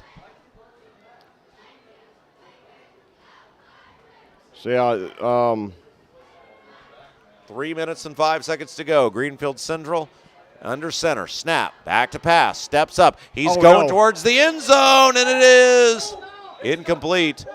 Both defender and receiver got tangled up there, and the ball fell harmlessly incomplete. Could have been a disaster for either team, but as a result, it'll bring up second down. Yeah, I think it was determined to be incidental contact there. Intended receiver that time, number 13, DeJarnette for Greenfield Central. DeJarnette's had some really big plays tonight. But, yeah, certainly Greenfield Central's had to pass, and keep in mind Greenfield Central now has passed about 40%. They've thrown about 40% as many passes tonight as they did all of last season because they've had to play from behind a lot. I'm a little surprised having those 2 timeouts left and how well they've run the ball. They don't keep running the ball, and as soon as I said that, they ran the ball. And as soon as I said that, they picked up about 8 yards down right at the 20. So it'll bring up a third down and short coming up for Greenfield Central. 2 minutes and 40 seconds left to go. Yeah, that's what I was surprised. Like you got the 2 timeouts. You don't have that far to go. And Plainfield, without the timeouts, why wouldn't you run the football and try to burn some clock? Greenfield Central, snap, give, first down, inside the 15, down to about the 14-yard line. And now Greenfield Central really in control of things, because with Plainfield just having the one timeout, they can really milk this clock if they want to keep running the football. But remember one thing, though, that because they're down by 4, they can't go for a field goal, so they do have to get the touchdown, so that puts a little more pressure on them. Down under center, snap, give, first man through, short gain, down to about the 10.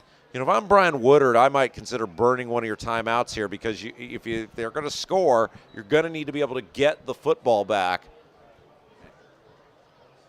Yeah, Coach Woodard's always been a daring guy. A very, very adventurous coach, one of the most underrated coaches in the Snap, state. and he is going to walk in untouched for the touchdown. The Plainfield Quakers bit on the up man getting the football, and he was able to walk in for the score. I believe, who was that? Trying to get a number. Is it DeJarnette? Was that? I didn't. I was on wait. I didn't.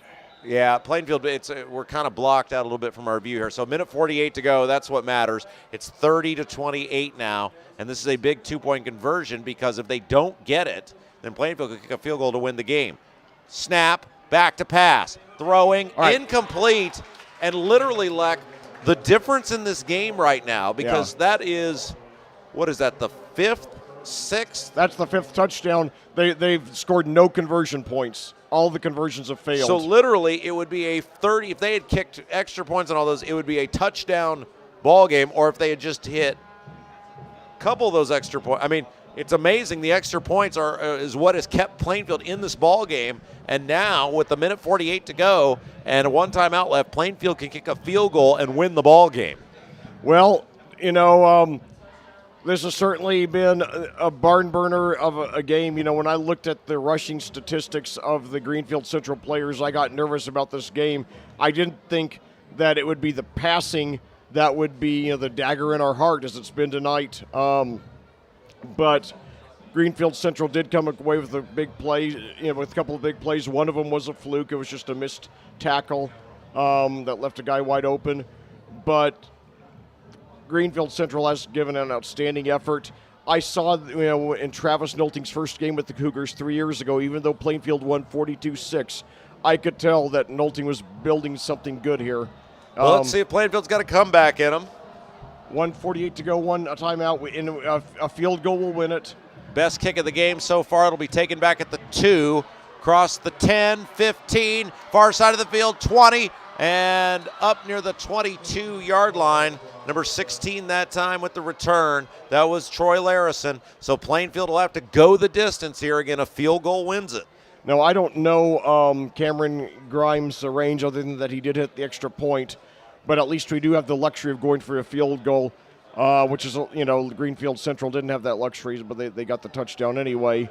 So, yeah, this is, you know, this game was ours to lose. Committed too many turnovers, failed to convert too many opportunities. We can still right the ship on this drive, though. We got one more chance here. 3 receivers wide to the right, 1 man to the left. Newell working out of the gun. And all sorts of movement up front, but no flags. So it's a live play. Throws it, dumps it short, incomplete. Up at about the 26-yard line. That looked like a botched play from the get-go. I think both teams thought the other side moved, and the officials let it go. And as a result, Newell ended up being chased by about 4 Greenfield Central defenders. So, you know, Rob, you and I both fans of the music group Styx. This reminds me of their song, and these are the times we find out who we really are. Yeah. So, well, we'll see. I mean, what a you know, potentially season-defining way to start the season. That's right, and certainly, you know, well, we'll talk about that after the game, but empty backfield, back to pass, has time, goes to the center of the field, incomplete. They did try the center of the field that time, and that's been there throughout the course of the ball game. And that's about the 8th time. I think it's the 8th time, or at least the 7th, that Newell has gone deep for Irwin, and it's just been off. So now you've really got to try to run a play that can that can, if not get you the first down, get you within striking distance of that first down, because you definitely don't want to be facing a 4th and long. A minute 32 left to go in the game, and Plainfield really needs to make something happen here. 2 receivers to each side of the field, 1 man in the backfield. Snap and a whistle, and boy, if that's on Plainfield, that is not going to be helpful. Yep. No, it looks like they're going to get offsides. So a huge help. One official signaling offsides. Oh, boy. So that is a huge help for the Quakers. All right. So a free 5 yards that time, which makes picking up that first down a little bit more doable here. Yeah.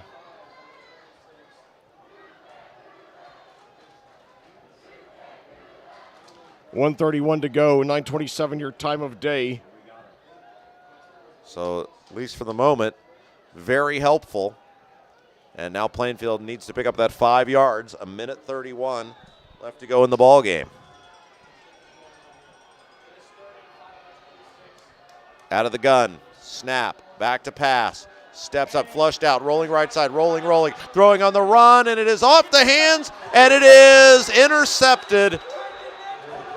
And that will be the ball game. Hit off the hands of the intended receiver and fell into the arms of Kirk Connect. We've called his name all night, and he made a nice diving catch that time to what will be probably the final key play of the ball game. Give credit to Connect. Came from the other side of the field trying to close on the play, and when the ball hit off the Plainfield receiver, he was able to extend his arms and make the catch as he rolled towards the out of bounds on the near side of the field. 1:22 to go. Plainfield can only stop the clock once, so Greenfield Central will be able to kneel out the clock and preserve the win. It was a battle of blunders. Should have been Plainfield's. They just, missed too many opportunities tonight. It's that simple, and they did a lot of good, especially on rushing offense. But Hunter Newell was just off most of the game. Snap, gives straight ahead, and sort of a fumble. I'm really surprised, they're even running plays. I mean, they could kneel this thing down and do the exact same thing. And is Plainfield going to use their last timeout? So far, they haven't. No, I guess. Isn't that a little surprising that they're running plays? Yeah, well, maybe they'll fumble. That's why I just was very, very surprised by that. No, I'm saying I hope they do, but yeah, it looks like Greenfield Central will win the game. Hunter Newell, disappointing first game as the team's undisputed starter. 10 of 27, 116 yards, 1 touchdown, 3 interceptions. There was a lot of good in the rushing offense. Noah Hessung, rushing 21 times for 131 yards and 3 touchdowns. Troy Larison, 6 for 65. Antonio Williams, 2 of 8. And then on receiving, Grant Irwin, 4 receptions for 48 yards and a touchdown. Isaiah Miller, 3 for 46. Larison, 2 for 19. And Hessung, 1 for 4. So they will not have to run a play. It appears Brian Woodard will not spend the final timeout.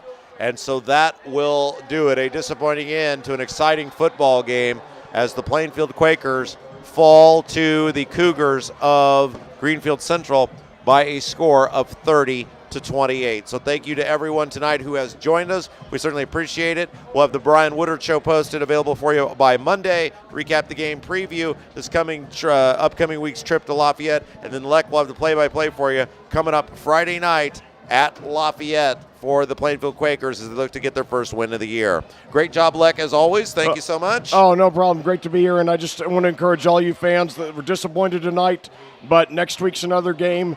Coach Woodard's going to come back starting tomorrow morning, try to fix what went wrong tonight so we can get a big win up there at Lafayette, at Harrison, up near West Lafayette next Friday night. So I hope you all will get up there for the exciting road trip. All right, one final time. Plainfield drops to 0-1 on the year. They fall tonight 30-28 to the Cougars of Greenfield Central. For Lex Zorn, I'm Rob Kendall saying have yourself a great evening.